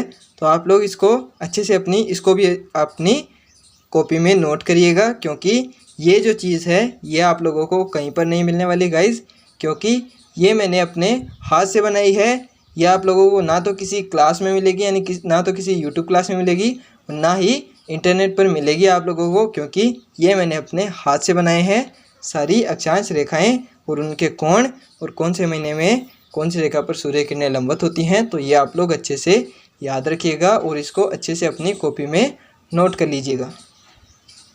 उसके बाद में ये जो हमारे पर्टिकुलर दिन थे, यानी वो जो विषुव और कर्क संक्रांति और मकर संक्रांति थे, वो सब कैसे होते हैं, यानी उस दिन कौन सी रेखा पर सूर्य का प्रकाश लंबवत पड़ता है, वो सब हमने समझा। लेकिन इसको और डिटेल से समझे तो यहाँ पर हम लोग समझ सकते हैं। तो 21 मार्च के दिन ये हमने यहाँ पर, मैंने आपको पहले ही बताया था कि ये आपको समीकरण याद रखनी है, इसका हम लोग आगे यूज़ करने वाले हैं। यानी ये जो समीकरण है, ये आप लोग देख सकते हैं यहाँ पर, ये जो समीकरण है ये मैंने आपको वहाँ पर बताई थी कि ये आपको याद रखनी है। आगे हम लोग इसका बहुत ज़्यादा यूज़ करने वाले हैं। तो इसका यूज़ कहाँ पर होगा, इसका यूज़ होगा यहाँ पर, यानी इसके अंदर हम लोग इसका यूज़ करेंगे और समझेंगे कि इस दिन कौन सी रेखा पर सूर्य का प्रकाश लंबवत पड़ता है। तो ये आप लोग देख सकते हैं। तो ये जो 21 मार्च का दिन है, 21 मार्च के दिन LOI plus AOI equal to 90 degree होता है, और LOI प्लस AOI का मान कितना होगा, तो वो होगा 0 डिग्री। ये आप लोग यहाँ पर देख सकते हैं। AOI का मान मार्च में कितना होता है, तो वो होता है 0 डिग्री। तो यहाँ पर हमने इसका मान ले लिया है। तो LOI plus 0 degree equals to 90 degree, यानी LOI का मान कितना हुआ, तो वो हुआ 90 डिग्री माइनस 0 डिग्री। तो LOI का मान कितना हुआ, तो वो हुआ 90 डिग्री नॉर्थ या साउथ। और 90 डिग्री नॉर्थ या साउथ कौन सी रेखा होती है, ये मैंने आपको पहले ही बताया था कि जो रेखा 90 डिग्री नॉर्थ यानी उत्तरी ध्रुव को 90 डिग्री साउथ यानी दक्षिण ध्रुव से मिलाती है, उसको क्या कहते हैं, उसको कहते हैं पृथ्वी की अक्ष यानी पृथ्वी की एक्सिस। तो 90 डिग्री नॉर्थ या साउथ किसका मान होता है, तो वो होता है पृथ्वी की अक्ष का। यानी यहाँ पर क्या स्थिति हो गई, यहाँ पर हो गई कि LOI इक्वल्स टू एक्सिस हो गया। और ये स्थिति कब की थी, ये मैंने आप लोगों को पहले ही बताया था कि जब LOI इक्वल्स टू एक्सिस हो जाएगा तो उससे क्या होगा, उससे होगा पृथ्वी के हर हिस्से पर दिनों रात की अवधि बराबर हो जाएगी। यानी पृथ्वी पर हर हिस्से पर दिनों रात का ड्यूरेशन बराबर हो जाएगा। यानी अगर नॉर्थ हेमिस्फीयर में जाएंगे तब भी दिनों रात बराबर होंगे, और अगर साउथ हेमिस्फीयर में जाएंगे तब भी दिनों रात बराबर होंगे, उनमें चेंज नहीं आएगा। किसके कारण, जब LOI इक्वल्स टू एक्सिस हो जाएगा, यानी प्रदीप्ति रेखा बराबर हो जाएगी किसके, वो हो जाएगी पृथ्वी की अक्ष के। तो ये जो LOI इक्वल्स टू एक्सिस हुआ है, यानी प्रदीप्ति रेखा एक्सिस के बराबर हुई है, तो इससे क्या प्रभाव पड़ेगा, इससे दिनों रात बराबर हो जाएंगे। और इसको क्या कहेंगे हम लोग, इसको कहेंगे विषुव। विषुव क्यों, क्योंकि इस दिन विषुवत वृत्त यानी भूमध्य रेखा पर 0 डिग्री पर सूर्य का प्रकाश लंबवत पड़ता है, और 0 डिग्री को विषुवत वृत्त भी कहते हैं। यानी इसको हम लोग कहेंगे विषुव। और विषुव को इंग्लिश में क्या कहते हैं, इसको कहते हैं इंग्लिश में इक्विनॉक्स, यानी विषुव को कहते हैं इक्विनॉक्स। और इक्विनॉक्स का क्या मतलब है, तो इसको आप लोग एक कहानी के माध्यम से समझ सकते हैं। यानी मैं आप लोगों को एक अच्छी सी कहानी सुनाऊंगा, जिससे आप लोगों को ये इक्विनॉक्स आसानी से याद में हो जाएगा। यानी इस दिन आप लोग अगर इंडियंस हैं, इंडियंस तो आप सारे ही हैं क्योंकि आप लोग मेरी क्लास देख रहे हैं तो आप सब इंडियंस हैं, तो इससे आप लोग एक कहानी आप लोगों ने सुनी होगी। तो ये जो 21 मार्च का दिन है, इस दिन एक लेडी यानी एक लेडी का नाक कटा था। तो आप लोगों को याद आ रहा हो तो वो कौन थी, उसका नाम क्या था? तो उस लेडी का नाम था शूर्पनखा। यानी इस दिन 21 मार्च के दिन शूर्पनखा का नाक कटा था। तो इस दिन को आप लोग इस तरीके से याद रख सकते हैं कि 21 मार्च के दिन शूर्पनखा का नाक कटा था, तो इसीलिए इसको इक्विनॉक्स कहा जाता है। और ये जो इक्विनॉक्स है यानी विषुव है, इस दिन हमारा नाक ऐसा माना जाता है। ऐसा वास्तव में होता है या नहीं होता ये तो मैंने भी नहीं देखा, लेकिन ऐसा माना जाता है कि ये जो 21 मार्च का दिन है इसको इक्विनॉक्स बोलते हैं। और इस दिन हमारा जो नाक है हमारे चेहरे के बराबर हो जाता है। वो पूरे दिन के लिए नहीं होता, वो होता है कुछ से एक सेकंड के लिए होता है, जो हमें दिखाई भी नहीं देता, लेकिन ऐसा माना जाता है कि हमारा नाक इस दिन हमारे चेहरे के बराबर हो जाता है। यानी हमारा नाक हमारे चेहरे से गायब हो जाता है। क्यों? क्योंकि इस दिन वो जो रावण की बहन थी शूर्पनखा, उसका नाक कटा था, इसलिए ही इस दिन को इक्विनॉक्स कहा जाता है। यानी इस दिन हमारा नाक हमारे चेहरे के बराबर हो जाता है, यानी नाक हमारे चेहरे से गायब हो जाता है। तो ऐसे ही दूसरा क्या है, दूसरा है 23 सितंबर का दिन। इस दिन भी LOI + AOI = 90 डिग्री, और LOI + AOI का मान कितना होगा? तो वो होगा 0 डिग्री। ये मैं आपको इसके अंदर दिखाऊं तो इसके अंदर आप लोग देख सकते हैं सितंबर के महीने में AOI का मान कितना है, तो वो आप देख सकते हैं 0 डिग्री। तो LOI + AOI का मान कितना हुआ? तो वो हुआ 0 डिग्री = 90 डिग्री। तो LOI का मान कितना आएगा? तो LOI का मान आएगा LOI = 90 डिग्री माइनस 0 डिग्री। तो वो कितना हुआ? तो वो हुआ 90 डिग्री नॉर्थ या साउथ। और 90 डिग्री नॉर्थ या साउथ कौन सी रेखा को कहते हैं? तो वो कहते हैं पृथ्वी की अक्ष को, यानी वह रेखा जो 90 डिग्री नॉर्थ को 90 डिग्री साउथ से मिलाती है उसको अक्ष कहते हैं। तो LOI = 90 डिग्री हो गया, यानी 90 डिग्री नॉर्थ या साउथ कहते हैं पृथ्वी की अक्ष को। और ये जो LOI का मान है ये भी 90 डिग्री नॉर्थ या साउथ आया है। तो LOI = हो गया पृथ्वी की एक्सिस, यानी पृथ्वी की अक्ष, यानी प्रदीप्ति रेखा बराबर हो गई किसके? तो वो हुई पृथ्वी की अक्ष के। और इससे क्या होगा? तो इससे होगा डे = नाइट, यानी जो मैंने आपको पहले समझाया था, अगर LOI = एक्सिस हो जाए तो पृथ्वी के हर हिस्से पर दिन और रात बराबर हो जाते हैं। और इस दिन को भी क्या बोलेंगे हम लोग? इसको भी बोलेंगे विषुव यानी इक्विनॉक्स। इस दिन भी हमारा जो नाक है वो हमारे चेहरे के बराबर हो जाता है। इसको कैसे याद रखेंगे? ये जो शूर्पनखा थी, जब इसका नाक कटा तो इसकी बेइज्जती हुई, यानी जब इसका नाक कटा तो उसके बाद में ये 6 महीने तक समुद्री रास्ते से जाती हुई अपने भाई के पास पहुंची। तो उसको जाने में कितना समय लग गया? उसको जाने में लग गया 6 महीने। 6 महीने लगे। तो जब रावण को पता चला तो रावण आया सीता जी को हरने। तो जब वो सीता जी का हरण करने के लिए आया तो उसकी जब बेइज्जती हुई तो उसका भी नाक कटा। ऐसे आप लोग स्टोरी की टाइप में इसको याद रख सकते हैं। ये कोई वास्तविक ऐसे बनाई नहीं हुई कि इसका यही कॉन्सेप्ट आपको ऐसे याद रखना है। ये आप लोग याद रखनी एक ट्रिक है, तो आप लोग इसको याद कर लीजिएगा, इससे आप लोगों को याद करने में आसानी होगी। तो ये ट्रिक क्या है? ये ट्रिक है 21 मार्च के दिन कटा था शूर्पनखा का नाक, और 23 सितंबर के दिन कटा था रावण का नाक। तो इसको आप लोग इक्विनॉक्स से याद रख सकते हैं कि इस दिन हमारा नाक हमारे चेहरे के बराबर हो जाता है, यानी हमारा नाक हमारे चेहरे से गायब हो जाता है, और इसको कहते हैं इक्विनॉक्स। और इसका दूसरा नाम क्या है? विषुव। विषुव कैसे याद रखेंगे? विषुव याद रखेंगे कि इस दिन सूर्य की किरणें विषुवत वृत्त पर यानी भूमध्य रेखा पर यानी 0 डिग्री अक्षांश पर लंबवत पड़ती हैं, क्योंकि 0 डिग्री अक्षांश को भूमध्य रेखा और विषुवत वृत्त भी कहा जाता है। विषुवत वृत्त पृथ्वी पर बनने वाला सबसे बड़ा वृत्त है। तो ये था हमारा 21 मार्च और 23 सितंबर यानी इक्विनॉक्स यानी विषुव था, जो मैंने आपको बहुत ही अच्छे से और बहुत ही डिटेल से समझा दिया है। इसके अंदर आप लोगों को और कुछ भी याद करने की ज़रूरत नहीं है। गाइज़, ये फिज़िकल ज्योग्राफी जिस तरीके से मैं आप लोगों को पढ़ा रहा हूँ ऐसा आप लोगों को कहीं पर नहीं मिलेगा। आप लोगों को बस वो जो NCERT की एक पिक्चर होती है वो दिखाया जाता है, जिसके अंदर वो दिखाए गए हैं पृथ्वी की 4 अलग अलग स्थितियाँ यानी विषुव वगैरह वो दिखाए गए हैं। सूर्य की किरणें अलग अलग रेखा पर लंबवत पड़ती हैं वो सिर्फ दिखाया जाता है और आपको बेवकूफ़ बनाया जाता है। लेकिन मैंने आप लोगों को बहुत ही डिटेल से यहाँ पर एक्सप्लेन कर दिया है, तो आप लोगों को इसकी कदर करनी चाहिए और वीडियो को एक लाइक ज़रूर से करना चाहिए। तो इसके बाद में हम चलते हैं विषुव किसे कहते हैं। तो विषुव कहते हैं इक्विनॉक्स को इस दिन। और ये कौन कौन से दिन होता है, तो ये होता है 21 मार्च और 23 सितंबर को।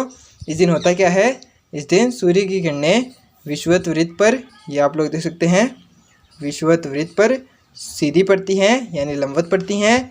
और इस दिन पृथ्वी पर दिन और रात की अवधि बराबर होती है, यानी पृथ्वी के हर हिस्से पर दिन और रात बराबर होते हैं। किस दिन, वो होते हैं 21 मार्च और 23 सितंबर के दिन, जिसको हम लोग इक्विनॉक्स भी बोलते हैं और जिसको हम लोग दूसरे नाम से भी जानते हैं। वो क्या है, वो है विषुव। विषुव विषुवत वृत्त और इक्विनॉक्स शूर्पणखा और रावण का नाक कटा था। इससे आप लोग इसको याद रखेंगे और इससे आप लोग मुझे भी याद रखेंगे जिसने आपको ये कहानी सुनाई है। तो वीडियो को इस कहानी के लिए एक लाइक ज़रूर से कर दीजिएगा। तो इसके बाद में क्या है, इसके बाद में आता है 21 जून, यानी 21 जून का जो कर संक्रांति का दिन है। इस दिन क्या होता है, तो LY + AOI = 90 डिग्री होता है। ये हमने पहले आपको बताया था कि ये आपको याद रखना है, LY + AOI = 90 डिग्री होता है। और LY + AOI का मान कितना होगा इसके अंदर, तो इसके अंदर होगा 23.5 डिग्री। ये आपको मैं यहाँ पर दिखाऊँ तो यहाँ पर ये देख सकते हैं आप लोग, ये जो जून का महीना है इस दिन AOI का मान कितना है, तो ये है 23.5 डिग्री। क्यों, क्योंकि इस दिन सूर्य की किरणें कौन सी रेखा पर पड़ती है लंबवत, ये पड़ती हैं 23.5 डिग्री नॉर्थ पर। हम लोग नॉर्थ नहीं लेंगे क्योंकि हम लोग यहाँ पर एंगल काउंट कर रहे हैं, तो हम लोग लेंगे सिर्फ 23.5 डिग्री। तो 90 डिग्री माइनस 23.5 डिग्री हुआ, यानी ये जो 23.5 डिग्री है इधर आएगा तो ये माइनस का होगा। तो ये 90 डिग्री माइनस 23.5 डिग्री हुआ, तो ये कितना आया, ये आया 66.5 डिग्री नॉर्थ या साउथ। यानी इस दिन प्रदीप्ति रेखा किसको मानेंगे हम लोग, ये होगी 66.5 डिग्री नॉर्थ या साउथ। यानी इससे क्या हुआ, इससे हुआ LOI ≠ एक्सिस, यानी पृथ्वी की प्रदीप्ति रेखा किसके बराबर नहीं हुई, तो वो हुई पृथ्वी की अक्ष के। पृथ्वी की अक्ष कितनी होती है, पृथ्वी की अक्ष होती है 90 डिग्री नॉर्थ या साउथ। और यहाँ पर LOI का मान आया कितना है, तो वो आया है 66.5 डिग्री नॉर्थ या साउथ। यानी LOI ≠ पृथ्वी की एक्स यानी पृथ्वी की एक्सिस। तो इससे क्या होगा, इससे होगा डे यानी दिन ≠ नाइट यानी रात। तो इस दिन दिन और रात बराबर नहीं होंगे। किस दिन, 21 जून यानी 21 जून के दिन। और इसको क्या कहेंगे, इसको कहेंगे कर संक्रांति। कर संक्रांति क्यों, क्योंकि इस दिन सूर्य की किरणें कर्क रेखा पर लंबवत पड़ती हैं। तो ये जो LOI ≠ एक्सिस हुआ है, इससे क्या फ़र्क पड़ेगा, यानी इसके इफ़ेक्ट्स क्या क्या होंगे, तो इसके इफ़ेक्ट्स होंगे, ये आप लोग देख सकते हैं, नॉर्थ हेमिस्फीयर में समर सोलेस्टाइस हो जाएगा। यानी इस दिन ये जो उत्तरी गोलार्ध है यानी नॉर्थ हेमिस्फीयर है, इसके अंदर लॉन्गेस्ट डे होगा और शॉर्टेस्ट नाइट होगी, यानी सबसे बड़ा दिन होगा और सबसे छोटी रात होगी। किसमें, नॉर्थ हेमिस्फीयर में यानी उत्तरी गोलार्ध में। और इसको क्या कहेंगे, इसको कहेंगे समर सोलेस्टाइस। समर सोलेस्टाइस क्यों कहेंगे, समर सोलेस्टाइस इसलिए कहेंगे क्योंकि समर में क्या होता है, यानी गर्मियों में क्या होता है, गर्मियों में जो दिन होते हैं वो बड़े होते हैं और रातें छोटी होती हैं। और इसके विपरीत है साउथ हेमिस्फीयर यानी दक्षिणी गोलार्ध में लॉन्गेस्ट नाइट होगी और शॉर्टेस्ट डे होगा, यानी सबसे बड़ी रात होगी और सबसे छोटा दिन होगा। तो इसको क्या कहेंगे, विंटर सोलेस्टाइस। विंटर क्यों, क्योंकि सबसे लंबी रातें किस महीने कब होती हैं, तो वो होती हैं शीत ऋतु यानी विंटर्स के अंदर होती हैं। तो इसको लॉन्गेस्ट नाइट होगी इसके अंदर, तो इसको विंटर सोलेस्टाइस कहेंगे। और शॉर्टेस्ट डे होगा यानी छोटे दिन होंगे तो इसको विंटर सोलेस्टाइस कहेंगे और इसको समर सोलेस्टाइस कहेंगे, क्योंकि इसके अंदर लॉन्गेस्ट डे होते हैं यानी सबसे बड़ा दिन होता है और सबसे छोटी रात होती है। किस दिन? 21 जून के दिन। और इस दिन सूर्य का प्रकाश लंबवत होता है 23.5 डिग्री नॉर्थ यानी कर्क रेखा पर। और इससे क्या प्रभाव पड़ता है? तो इससे होता है 24 घंटे का दिन कहाँ पर होता है? वो होता है 66.5 डिग्री नॉर्थ पर, यानी ये 23.5 डिग्री, ये 66.5 डिग्री नॉर्थ, इसको क्या कहते हैं? इसको कहते हैं आर्कटिक वृत्त। तो आर्कटिक वृत्त पर 24 घंटे का दिन होगा और 66.5 डिग्री साउथ यानी एंटार्क्टिक वृत्त, ये आप लोग देख सकते हैं। इसको मैं थोड़ा इधर कर देता हूँ। तो ये होगा 66.5 डिग्री साउथ यानी एंटार्क्टिक वृत्त पर 24 घंटे की रात होगी। किस दिन? 21 जून को यानी 21 जून को। तो इसको ही कहते हैं कर्क संक्रांति। इस दिन सूर्य का प्रकाश कर्क रेखा पर लंबवत 66.5 डिग्री नॉर्थ पर यानी आर्कटिक वृत्त पर 24 घंटे का दिन और एंटार्क्टिक वृत्त पर यानी 66.5 डिग्री साउथ पर 24 घंटे की रात होगी। तो ये हमारी कर्क संक्रांति थी। ये यहाँ पर हमने अच्छे से समझ ली है, बहुत ही डिटेल से। तो ये जो 21 जून है इसके बारे में आगे क्या दिया हुआ है? आगे है ये जो 21 जून होती है यानी जो समर सोलेस्टाइस होता है, इसको और क्या कहते हैं? इसको कहते हैं उत्तर अयनात, यानी इसको समर सोलेस्टाइस भी कहते हैं और इसका एक और नाम है, इसको कहते हैं उत्तर अयनात। इस दिन क्या होता है? इस दिन सूर्य की किरणें कर्क रेखा पर लंबवत पड़ती है, यानी 21 जून को सूर्य की किरणें कर्क रेखा पर यानी 23.5 डिग्री नॉर्थ पर लंबवत पड़ती हैं। और इससे क्या होता है? इससे उत्तरी गोलार्ध में ग्रीष्म ऋतु व सबसे बड़ा दिन तथा दक्षिणी गोलार्ध में शीत ऋतु व सबसे बड़ी रात होती है, जो मैंने यहाँ पर आपको समझाया था। यानी जो नॉर्थ हेमिस्फेयर है इसके अंदर क्या होगा? ये होगा समर सोलेस्टाइस। और ये इस दिन नॉर्थ हेमिस्फेयर यानी उत्तरी गोलार्ध में तो लॉन्गेस्ट डे होगा यानी सबसे बड़ा दिन होगा और शॉर्टेस्ट नाइट होगी यानी सबसे छोटी रात होगी। और वो जो दक्षिणी गोलार्ध है यानी साउथ हेमिस्फेयर है उसके अंदर विंटर सोलेस्टाइस होगा और लॉन्गेस्ट नाइट होगी और शॉर्टेस्ट डे होगा यानी सबसे बड़ी रात और सबसे छोटा दिन होगा। किस पर? वो होगा दक्षिणी गोलार्ध में यानी साउथ हेमिस्फेयर में, और उसको क्या कहेंगे? विंटर सोलेस्टाइस। विंटर सोलेस्टाइस क्यों? क्योंकि ये जो रात बड़ी होती है, रातें कब बड़ी होती हैं? तो रातें बड़ी होती हैं सर्दियों में यानी विंटर्स में, तो इसको कहेंगे विंटर सोलेस्टाइस।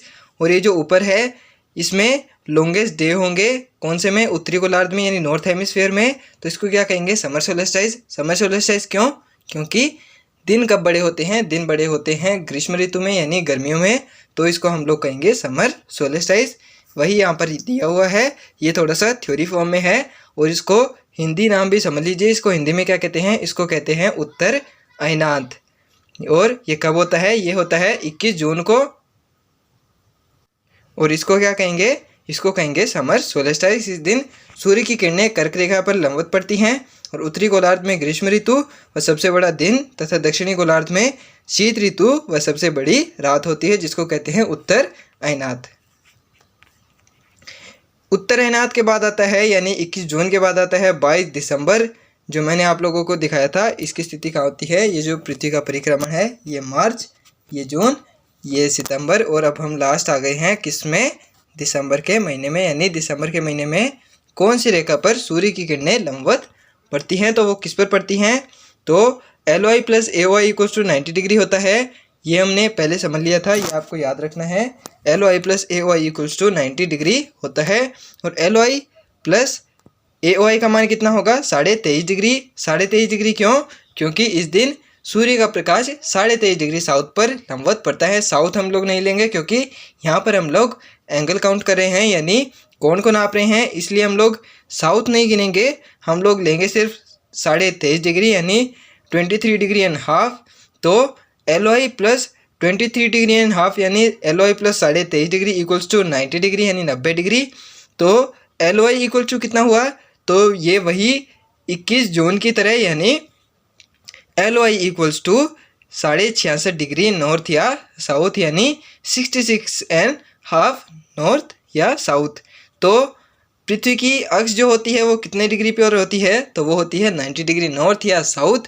यानी ये जो LOI है, ये जो हमारा LOI है प्रदीप्ति रेखा है, ये यहाँ पर किसके बराबर नहीं हुई है? तो ये हुई है पृथ्वी की अक्ष के बराबर, यानी यहाँ पर LOI जो है हमारी वो पृथ्वी की अक्ष के बराबर नहीं है। तो इससे क्या होगा, इससे होगा day not equals to night, यानी दिन बराबर नहीं होगा किसके, ये होगा रात के। यानी इस दिन बराबर नहीं होगा किसके, रात के। किस दिन, ये होगा 22 दिसंबर के दिन। और इसको क्या कहते हैं, इसको कहते हैं मकर संक्रांति। मकर संक्रांति क्यों, क्योंकि इस दिन सूर्य का प्रकाश लंबवत पड़ता है किस रेखा पर, यानी किस अक्षांश पर, तो वो पड़ता है मकर रेखा पर। और वो कितना होती है, 23.5 डिग्री साउथ, यानी 23 डिग्री एंड हाफ साउथ। उसको क्या कहेंगे, उसको कहेंगे मकर रेखा या ट्रॉपिक ऑफ कैप्रिकॉर्न। तो इस दिन day not equals to night होगा। और इसके अंदर यानी इसके इफेक्ट्स क्या होंगे, यानी इसका प्रभाव क्या पड़ेगा, तो इसका प्रभाव होगा उसके यानी 21 जून के बिल्कुल उल्टा होगा। क्योंकि इस दिन सूर्य की किरणें वहाँ उस दिन थी 23 डिग्री एंड हाफ नॉर्थ, यानी 23.5 डिग्री नॉर्थ पर थी। और आज कहाँ पर हैं, आज हैं सूर्य की किरणें 23.5 डिग्री साउथ पर। तो इससे क्या इम्पैक्ट पड़ेगा, इससे फ़र्क ये पड़ेगा कि वो जो उत्तरी गोलार्ध है उसमें क्या होगा, विंटर सोलेस्टाइस। यानी वो जो 21 जून था उसमें नॉर्थ हेमिस्फीयर यानी उत्तरी गोलार्ध में क्या था, उसमें था समर सोलेस्टाइस, इसमें होगा विंटर सोलेस्टाइस। और विंटर सोलेस्टाइस का मतलब क्या होता है, विंटर सोलेस्टाइस का मतलब है longest night and shortest day, यानी सबसे बड़ा दिन होगा किस पर, वो होगा उत्तरी गोलार्ध पर यानी नॉर्थ हेमिस्फीयर में। और ये जो उत्तरी गोलार्ध है इसमें शॉर्टेस्ट डे होगा, यानी सबसे छोटा दिन होगा और सबसे बड़ी रात होगी। और होगा क्या इसके अंदर, इसमें होगा विंटर सोलेस्टाइस। यानी ये नॉर्थ, ये NS नहीं है गाइज, इसको थोड़ा सा करेक्ट कर लीजिएगा। ये इसको NH बोलेंगे, क्या बोलेंगे इसको, नॉर्थ हेमिस्फीयर। तो ये नॉर्थ हेमिस्फीयर है, यहाँ पर नॉर्थ हेमिस्फीयर में विंटर सोलेस्टाइस होगा। और इसके विपरीत साउथ हेमिस्फीयर में समर सोलेस्टाइस होगा। और समर सोलेस्टाइस का मतलब क्या होता है, समर सोलेस्टाइस का मतलब होता है लॉन्गेस्ट डे और शॉर्टेस्ट नाइट, यानी सबसे बड़ा दिन होगा और सबसे छोटी रात होगी। कहाँ पर, तो वो होगा साउथ हेमिस्फीयर में यानी दक्षिणी गोलार्ध में। और इसको क्या कहेंगे, इसको कहेंगे समर सोलेस्टाइस। समर सोलेस्टाइस क्यों, क्योंकि दिन बड़े कब होते हैं, तो दिन बड़े होते हैं ग्रीष्म ऋतु में, यानी गर्मियों में दिन बड़े होते हैं, इसलिए इसको कहेंगे समर सोलेस्टाइस। और उसको कहेंगे विंटर, इसको कहेंगे समर और इसको कहेंगे विंटर सोलेस्टाइस। तो आपके समझ में आया विंटर और समर सोलेस्टाइस किसे कहते हैं। तो चलिए नेक्स्ट चलते हैं। ये यहाँ पर हमारा हमने पूरा ये समझ लिया है 22 दिसंबर किसको, मकर संक्रांति किसको कहते हैं। ये जो मकर संक्रांति है ये वो मकर संक्रांति नहीं है जिसके अंदर हम लोग पतंगे उड़ाते हैं, यानी जिस दिन हम लोग पतंग वगैरह उड़ाते हैं, ये वो मकर संक्रांति नहीं है, ये दूसरी है। ये क्यों है, क्योंकि इस दिन सूर्य का प्रकाश मकर रेखा पर लंबवत पड़ता है, इसलिए उसके बेस पर इसका नाम रखा गया है। ये पतंगे उड़ाने वाले मकर संक्रांति नहीं है। तो इस दिन होता क्या है, इस दिन सूर्य का प्रकाश 23.5 डिग्री साउथ पर लंबवत पड़ता है, यानी कर्क रेखा पर लंबवत पड़ता है। और इससे फ़र्क क्या पड़ता है, तो इससे फ़र्क ये पड़ता है कि 24 घंटे का दिन कहाँ पर होगा, इस दिन होगा 24 घंटे का दिन 66.5 डिग्री साउथ पर। 21 जून को क्या हो रहा था, इस 21 जून को 24 घंटे का दिन कौन सी रेखा पर था, तो ये था 66.5 डिग्री नॉर्थ पर, यानी आर्कटिक वृत्त पर, यानी आर्कटिक सर्कल पर। और इस दिन यानी मकर संक्रांति वाले दिन 24 घंटे का दिन कौन सी रेखा पर होगा, तो वो होगा 66.5 डिग्री साउथ पर, यानी कौन सी रेखा पर, ये होगा एंटार्क्टिक सर्कल यानी एंटार्क्टिक वृत्त पर। और 24 घंटे की रात कहाँ पर होगी, तो 24 घंटे की रात होगी 66.5 डिग्री नॉर्थ पर, यानी उत्तरी वो जो आर्कटिक वृत्त है यानी आर्कटिक सर्कल है उस पर क्या होगा, 24 घंटे की रात होगी। ये रेखाएं मैं आपको दोबारा बता देता हूँ, यानी ये जो अक्षांश रेखाएं हैं 66.5 डिग्री नॉर्थ साउथ, ये सब दोबारा से देख लीजिएगा क्योंकि ये बहुत ज़्यादा इंपॉर्टेंट है। ये मैंने आपको पहले ही बोल दिया था, क्योंकि इन्हीं से ही हम लोग पूरी ज्योग्राफी को समझने वाले हैं। यानी ये जो पृथ्वी की जो ज्योग्राफी है इसको हम लोग समझेंगे किसके बेस पर, अक्षांश और देशांतर रेखाओं के बेस पर। तो ये जो मुख्य अक्षांश रेखाएं हैं इनको आपको याद रखना है ज़रूर से। तो अक्षांश रेखाएं मैं दोबारा से रिपीट कर देता हूँ जो आपको याद रखनी है। तो ये जो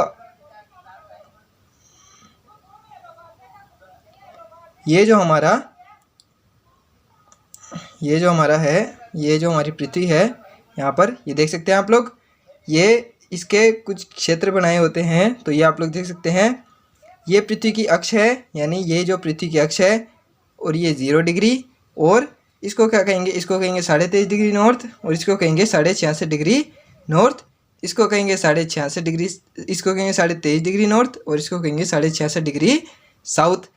ये है 66.5 डिग्री नॉर्थ, ये है 23.5 डिग्री नॉर्थ, ये 0 डिग्री, ये 23.5 डिग्री साउथ, और ये 66.5 डिग्री साउथ। इसको कहेंगे आर्कटिक वृत्त यानी आर्कटिक सर्कल, इसको कहेंगे ट्रॉपिक ऑफ कैंसर यानी मकर रेखा, इसको कहेंगे 0 डिग्री यानी भूमध्य रेखा या विषुवत वृत्त, ये सबसे बड़ा वृत्त है पृथ्वी पर बनने वाला। और इसके नीचे आता है 23.5 डिग्री साउथ यानी मकर रेखा यानी ट्रॉपिक ऑफ कैप्रिकॉर्न, और ये इसके नीचे क्या है, ये है 66.5 डिग्री साउथ यानी इसको क्या कहेंगे, इसको कहेंगे एंटार्क्टिक सर्कल यानी एंटार्क्टिक वृत्त। और ये यहाँ पर 90 डिग्री नॉर्थ, और ऐसे ही नीचे आएगा 90 डिग्री साउथ यानी उत्तरी ध्रुव नॉर्थ पोल, और 90 डिग्री साउथ यानी दक्षिणी ध्रुव यानी साउथ पोल। तो ये कुछ मेन अक्षांश रेखाएं हैं जो मैंने आपको बता दी हैं, और यही आपको याद रखनी है सभी अक्षांश रेखाओं में। वैसे तो अक्षांश रेखाओं की संख्या कितनी है, वो है 179। कई लोगों को बताया जाता है कि अक्षांश रेखाएं कितनी होती हैं, तो वो होती है 181।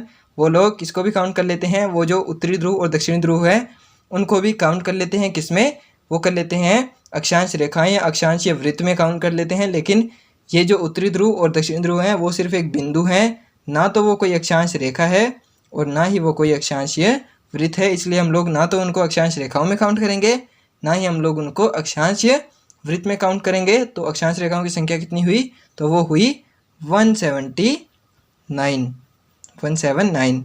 तो वैसे तो अक्षांश रेखाएं 179 होती हैं यानी 179 होती हैं, लेकिन हमें याद कितनी रखनी है, जो मैंने आप लोगों को यहाँ पर बता दी है, 0 degree, 23.5 degree north, 66.5 degree north, 23.5 degree south, 66 degree south, और 90 डिग्री नॉर्थ और 90 डिग्री साउथ, जिनके इंग्लिश और हिंदी नाम दोनों मैंने आपको यहाँ पर बता दिए हैं। तो आप लोग उनको ज़रूर से याद रखिएगा। तो ये यहाँ पर हमारा 22 दिसंबर यानी मकर रेखा, यानी मकर रेखा पर सूर्य का प्रकाश लंबवत था, और इसको क्या कहते हैं, मकर संक्रांति, जो यहाँ पर हमने बहुत ही अच्छे से और बहुत ही डिटेल से समझ लिया है। तो चलिए नेक्स्ट चलते हैं।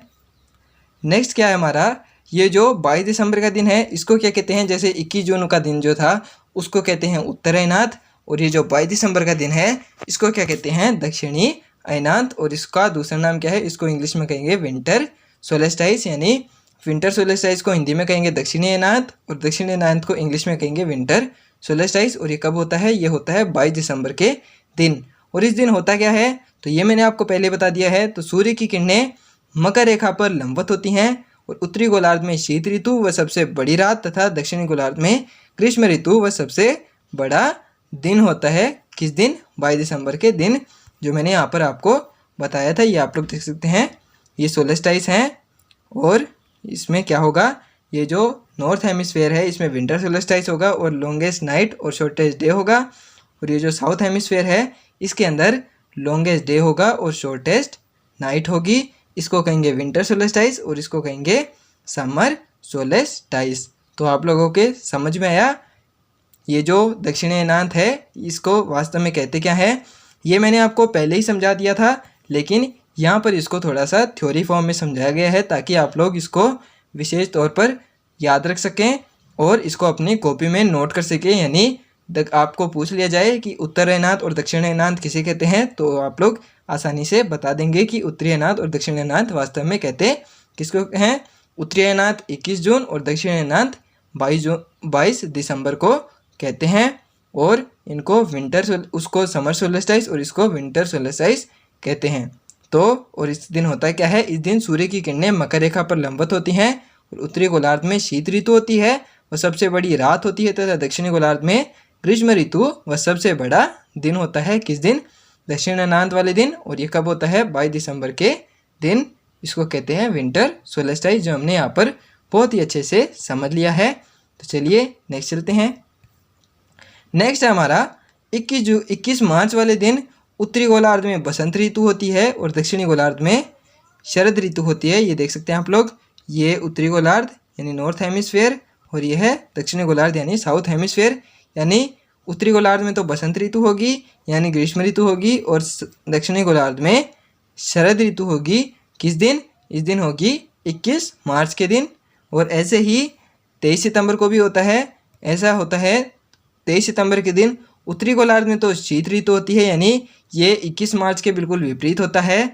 तो उत्तरी गोलार्ध में तो शरद ऋतु होगी यानी नॉर्थ हेमिस्फीयर में तो विंटर्स होंगे, और दक्षिणी गोलार्ध में यानी साउथ हेमिस्फीयर में बसंत ऋतु होगी यानी ग्रीष्म ऋतु होगी। किस दिन? 23 सितंबर के दिन। ये हमने यहाँ पर पहले ही देख लिया था, लेकिन ये मैं आप लोगों के लिए थोड़ा थ्योरी फॉर्म में लेकर आया हूँ ताकि आप लोग अपने कॉपी में इसको नोट कर सकें। यानी आप लोग अपने नोट्स भी तो बनाएंगे ना, उसके अंदर यह आप लोगों को अच्छे से लिख लेने हैं कि 23 सितंबर और 21 मार्च को होता क्या है, और उत्तरी अनाथ और दक्षिण अनाथ कहते किसको हैं। वास्तव में उत्तरी अनाथ 21 जून को और दक्षिण अनाथ 22 दिसंबर को, और ये जो 21 मार्च को है इसमें उत्तरी गोलार्ध में बसंत ऋतु और दक्षिणी गोलार्ध में शरद ऋतु, और ये जो 23 सितंबर है इसमें उत्तरी गोलार्ध में शरद ऋतु तथा दक्षिणी गोलार्ध में बसंत ऋतु होती है। ये आपको अच्छे से याद करना है और अपनी कॉपी में नोट कर लेना है बहुत ही अच्छे ढंग से। इसके बाद में ये आते हैं हमारी जो अर्थ है उसके पृथ्वी के हीट जोन आते हैं, यानी पृथ्वी के ताप के क्षेत्र आते हैं कि पृथ्वी के कौन से हिस्से में कितना तापमान होता है। ये इसके अंदर इस पिक्चर के अंदर बहुत ही अच्छे से समझाया गया है। तो ये पिक्चर आपको ऐसे समझ में नहीं आएगी, ये कौन समझाएगा आपको, ये समझाऊंगा मैं। तो ये हैं पृथ्वी के हीट जोन यानी पृथ्वी के ताप कटिबंधीय क्षेत्र। तो वो कहाँ कहाँ पर होते हैं, तो ये हिंदी और इंग्लिश दोनों में है, आप लोगों को टेंशन लेने की ज़रूरत नहीं है। ये यहाँ पर इंग्लिश में और यहाँ पर देख सकते हैं हिंदी में भी पीपीटी आपके लिए मैं यहाँ पर लेकर आया हूँ। तो पहले इंग्लिश में समझेंगे क्योंकि हमारी जो एग्ज़ाम है ये यूपीएससी है, इसके अंदर ट्रांसलेशन की बहुत ज़्यादा दिक्कत रहती है। तो पहले इंग्लिश के अंदर समझेंगे और फिर उसके बाद हम लोग हिंदी में इसको अच्छे से समझ लेंगे।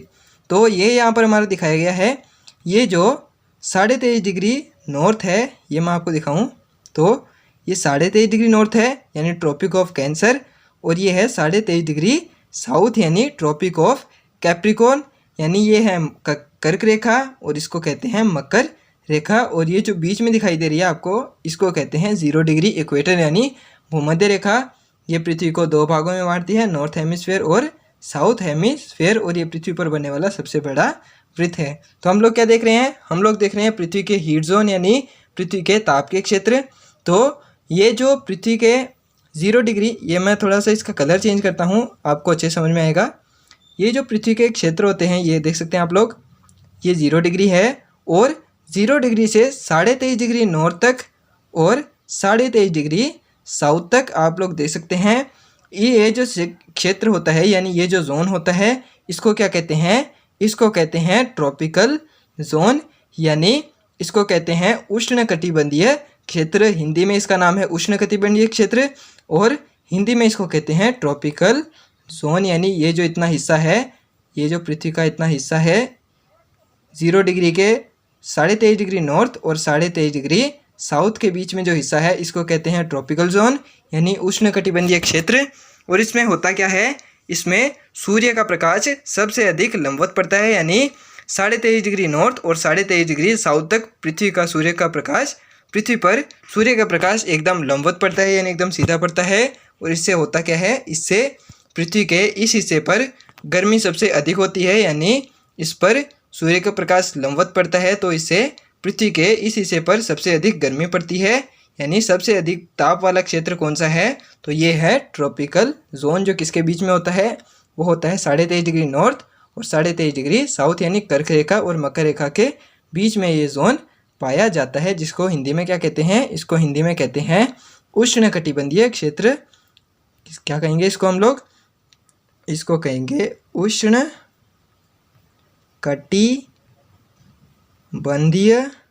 क्षेत्र। यह आप लोगों के लिए आगे हिंदी में भी है तो आप लोगों को टेंशन लेने की ज़रूरत नहीं है। पहले आप लोग इंग्लिश में समझ लीजिए कि इनको इंग्लिश में कहते क्या है। और इसके बाद में ये जो 23.5 डिग्री नॉर्थ है यानी ट्रॉपिक ऑफ कैंसर है यानी कर्क रेखा है, और ये 66.5 डिग्री नॉर्थ है यानी आर्कटिक सर्कल है यानी आर्कटिक वृत्त है। इसके बीच में जो क्षेत्र होता है यानी ये जो रीजन है यानी ये जो जोन है इसको क्या कहेंगे, इसको कहेंगे टेम्परेट जोन। हिंदी में इसका नाम क्या है, तो हिंदी में इसको कहेंगे हम लोग, इसको कहेंगे शीतोष्ण कटिबंधीय क्षेत्र। शीतोष्ण क्यों, क्योंकि ये शीत कटिबंधीय क्षेत्र यानी ये जो पोलर जोन है, और उष्ण कटिबंधीय क्षेत्र यानी ये जो ट्रॉपिकल जोन है, इसके बीच की स्टेट है यानी इसके बीच की स्थिति है, तो इसको हम लोग इसका मिक्सचर कहेंगे शीतोष्ण कटिबंधीय क्षेत्र। शीत किसका, शीत कटिबंधीय क्षेत्र का, और उष्ण किसका, उष्ण कटिबंधीय क्षेत्र का। तो यानी ये जो बीच का रीजन है इसको क्या कहेंगे, इसको कहेंगे शीतोष्ण कटिबंधीय क्षेत्र यानी टेम्परेट जोन। ये पृथ्वी के दोनों तरफ पाए जाते हैं, और ये जो ट्रॉपिकल जोन है ये भी दोनों तरफ होता है, लेकिन ये 0 डिग्री के पास है दोनों, तो ये आपको एक ही दिखाई दे रहा है, लेकिन ये 2 होते हैं वास्तव में। ये 0 डिग्री के 23.5 डिग्री नॉर्थ ऊपर और 23.5 डिग्री साउथ नीचे की ओर होता है, ये 2 होते हैं, और इनको क्या कहते हैं, ट्रॉपिकल जोन। और ऐसे ही ये शीतोष्ण कटिबंधीय क्षेत्र हैं, ये भी पृथ्वी के दोनों तरफ पाए जाते हैं। यानी ये जो 2 हिस्से हैं पृथ्वी के, नॉर्थ हेमिस्फेयर और साउथ हेमिस्फेयर, इसके दोनों हिस्सों में ये टेम्परेट जोन पाए जाते हैं, यानी ये शीतोष्ण कटिबंधीय क्षेत्र पाए जाते हैं पृथ्वी पर। यानी यहाँ पर तापमान कैसा होता है, यहाँ पर तापमान होता है मध्यम, यानी यहाँ पर ना तो तापमान बहुत ज़्यादा अधिक होता है और यहाँ पर ना ही बहुत ज़्यादा कम होता है। कहाँ पर, टेम्परेट जोन में, यानी शीतोष्ण कटिबंधीय क्षेत्र में ना तो तापमान बहुत ज़्यादा अधिक होगा और ना ही बहुत ज़्यादा कम होगा। कहाँ पर, टेम्परेट जोन में।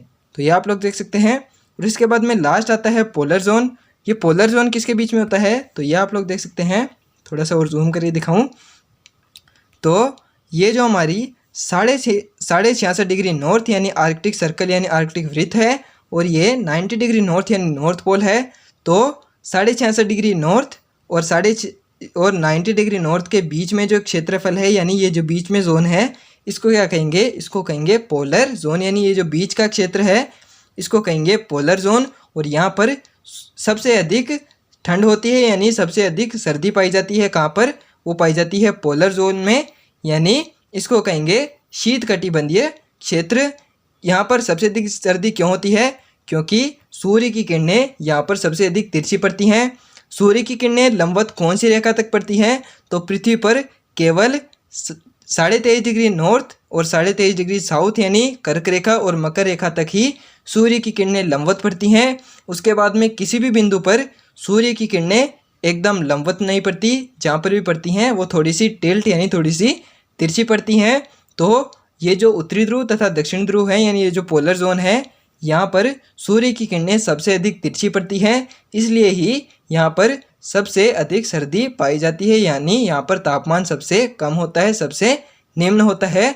और इसको क्या कहते हैं, इसको कहते हैं पोलर जोन, और हिंदी में कहते हैं इसको शीत कटिबंधीय क्षेत्र। तो ये पृथ्वी के टेम्परेट जोन है यानी टेम्परेचर के जोन हैं, जो मैंने आपको यहाँ पर बहुत ही डिटेल से एक्सप्लेन किए हैं। ये मैं एक बार और रिपीट करूँगा। तो इसको कहते हैं पोलर जोन, इसको कहते हैं शीत कटिबंधीय क्षेत्र, यहाँ पर सबसे अधिक ठंड। ये इसको कहते हैं टेम्परेट जोन, यहाँ पर ना तो तापमान सबसे ज़्यादा बहुत ज़्यादा होता है और ना ही बहुत ज़्यादा कम होता है, यानी बहुत ज़्यादा अधिक भी नहीं होता और बहुत कम भी नहीं होता। तो इसको क्या कहते हैं, टेम्परेट जोन यानी शीतोष्ण कटिबंधीय क्षेत्र। और ये जो इसका ट्रॉपिकल जोन है यानी कर्क रेखा तथा मकर रेखा के बीच का रीजन है यानी बीच का क्षेत्र है, यानी ये जो बीच का जोन है इसको क्या कहेंगे, इसको कहेंगे ट्रॉपिकल जोन। और यहाँ पर क्या होता है, यहाँ पर तापमान सबसे अधिक पाया जाता है, इसलिए ही इसको रेड कलर से डिनोट किया गया है यहाँ पर, यानी यहाँ पर तापमान सबसे अधिक होगा।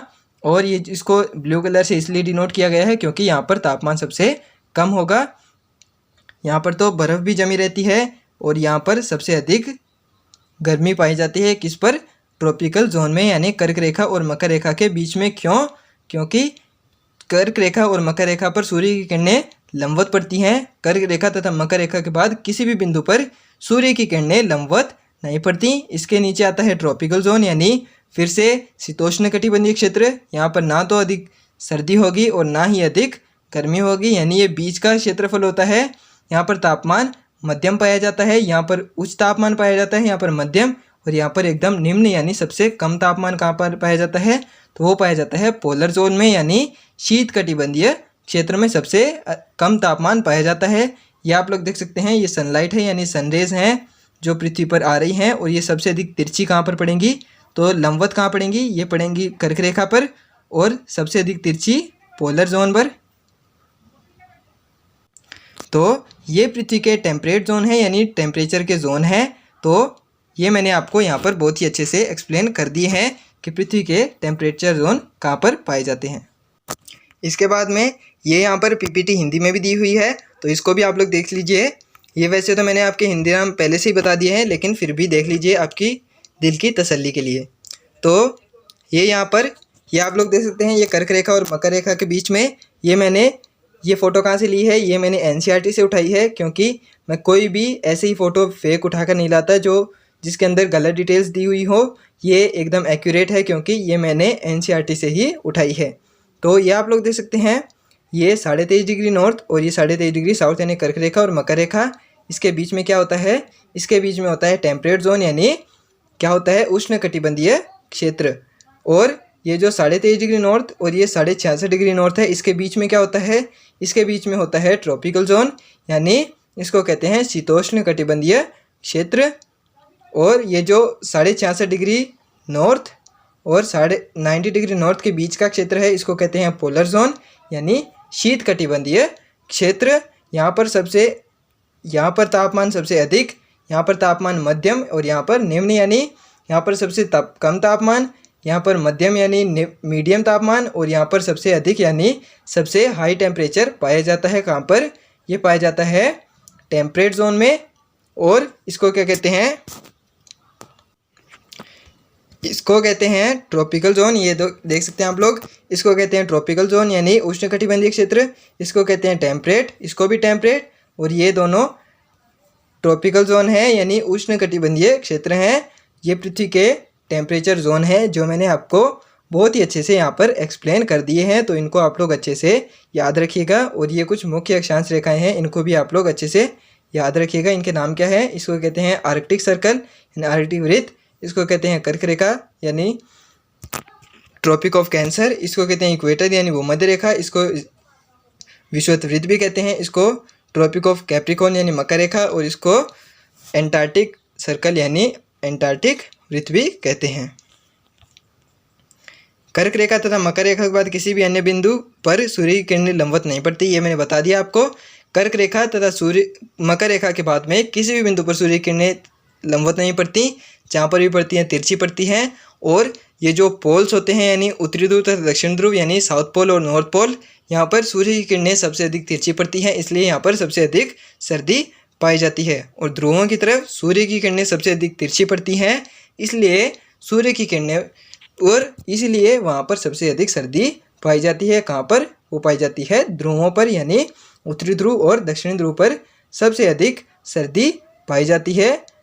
ये आप लोग देख सकते हैं, ये जो उत्तरी ध्रुव और दक्षिणी ध्रुव है, यहाँ पर क्या होता है, यहाँ पर सबसे अधिक सर्दी पाई जाती है, यानी यहाँ पर तापमान सबसे निम्न होता है, यहाँ पर मध्यम होता है, और यहाँ पर सबसे हाई टेम्परेचर होता है, यहाँ पर भी मीडियम, और यहाँ पर सबसे लो टेम्परेचर होता है। कहाँ पर, पोल्स पर, यानी उत्तरी ध्रुव पर और दक्षिणी ध्रुव पर। तो ये यहाँ पर हमारा आज का टॉपिक कंप्लीट होता है, यानी हमने यहाँ पर मोशन ऑफ अर्थ यानी पृथ्वी की गतियों को जड़ से उखाड़ फेंका है, यानी हमने पूरा इसको इतनी डिटेल से समझ लिया है, जितना शायद ही आप लोगों ने यहाँ तक समझा होगा, इतनी डिटेल से जितना हमने आज यहाँ पर समझ लिया है। तो यहाँ पर हमारा ये आज का टॉपिक ख़त्म होता है। Thank you so much video को लास्ट तक देखने के लिए। तो यहाँ पर हमने ये जो हमारा मोशन ऑफ अर्थ था, इसको बहुत ही डिटेल से समझ लिया है, इसके अंदर और कुछ नहीं बचा जो आपके समझने लायक हो। और आज आप इसके नोट्स भी एज इट इज़ बना सकते हैं। इसकी PDF आप लोगों को कहाँ पर मिलेगी, तो वो मिलेगी आपको मेरे टेलीग्राम चैनल पर। तो आपके लिए जाते जाते एक इन्फॉर्मेशन है, मैंने कल इसका क्लास नंबर 4 डाली थी, यानी इसकी क्लास नंबर 4 कंप्लीट की थी, जिसके अंदर हमने क्या देखा था, हमने देखा था time zone and standard time, यानी पृथ्वी पर यानी पूरे विश्व में टाइम जोन कैसे बनाए गए हैं, और स्टैंडर्ड टाइम यानी भारत का मानक समय कौन सी रेखा को लिया गया है, ये हमने उस क्लास के अंदर पूरा डिटेल से समझा था। तो वो क्लास भी आप लोग ज़रूर से देखिएगा, उसका लिंक आप लोगों को डिस्क्रिप्शन बॉक्स में मिल जाएगा, तो आप लोग ज़रूर से देख लीजिएगा। और कल हमने इसका गाइज मैंने इस चैनल पर आप लोगों के लिए NCERT क्लास 6 to 12 की सीरीज़ भी स्टार्ट की है, जिसके अंदर मैंने कल हिस्ट्री का तीसरा चैप्टर कंप्लीट कर दिया है और उसकी प्लेलिस्ट भी बना दी है, तो वो भी आप लोग ज़रूर से देखिएगा। वो भी किसके बारे में था, वो भी था मोशन ऑफ अर्थ यानी पृथ्वी की गतियों के बारे में ही वो चैप्टर था। उसके अंदर भी मैंने बहुत ही अच्छे से एक्सप्लेन किया है किसको, मोशन ऑफ अर्थ यानी पृथ्वी की गति को। और इसके बाद में ये हमारा चैप्टर नंबर 3 है, किसका, ये है हिस्ट्री का यानी NCERT class 6th history chapter 3, जो क्या है आरंभिक नगर। यानी मैंने इसके 3 चैप्टर, हिस्ट्री के 3 और ज्योग्राफी के 3 चैप्टर कंप्लीट कर दिए हैं और उनकी प्लेलिस्ट भी बना दी है, तो वो आप लोग ज़रूर से देखिएगा। उनकी लिंक आप लोगों को डिस्क्रिप्शन में मिल जाएगी। उनकी मैंने प्लेलिस्ट पूरी बना दी है, वो आपको मिल जाएगी किसमें, डिस्क्रिप्शन बॉक्स में। और लास्ट में thank you so much guys video को पूरा देखने के लिए। Join Telegram for notes, PDF and other important updates. मेरे टेलीग्राम चैनल का क्या नाम है, तो टेलीग्राम है क्रैक कॉम्पिटिशन विद RSR। आपकी उसकी लिंक आप लोगों को डिस्क्रिप्शन बॉक्स में मिल जाएगी, तो आप लोग वहाँ से जाकर उसको देख लीजिएगा और उसको ज़रूर से ज्वाइन कर लीजिएगा। और अगर वीडियो पसंद आया तो वीडियो को लाइक कर देना, शेयर कर देना और एक अच्छा सा कमेंट करके ज़रूर बताना कि आज आप लोगों को क्या सीखने को मिला और आपको मेरे पढ़ाने का अंदाज़ कैसा लगा। तो लास्ट में thank you so much guys.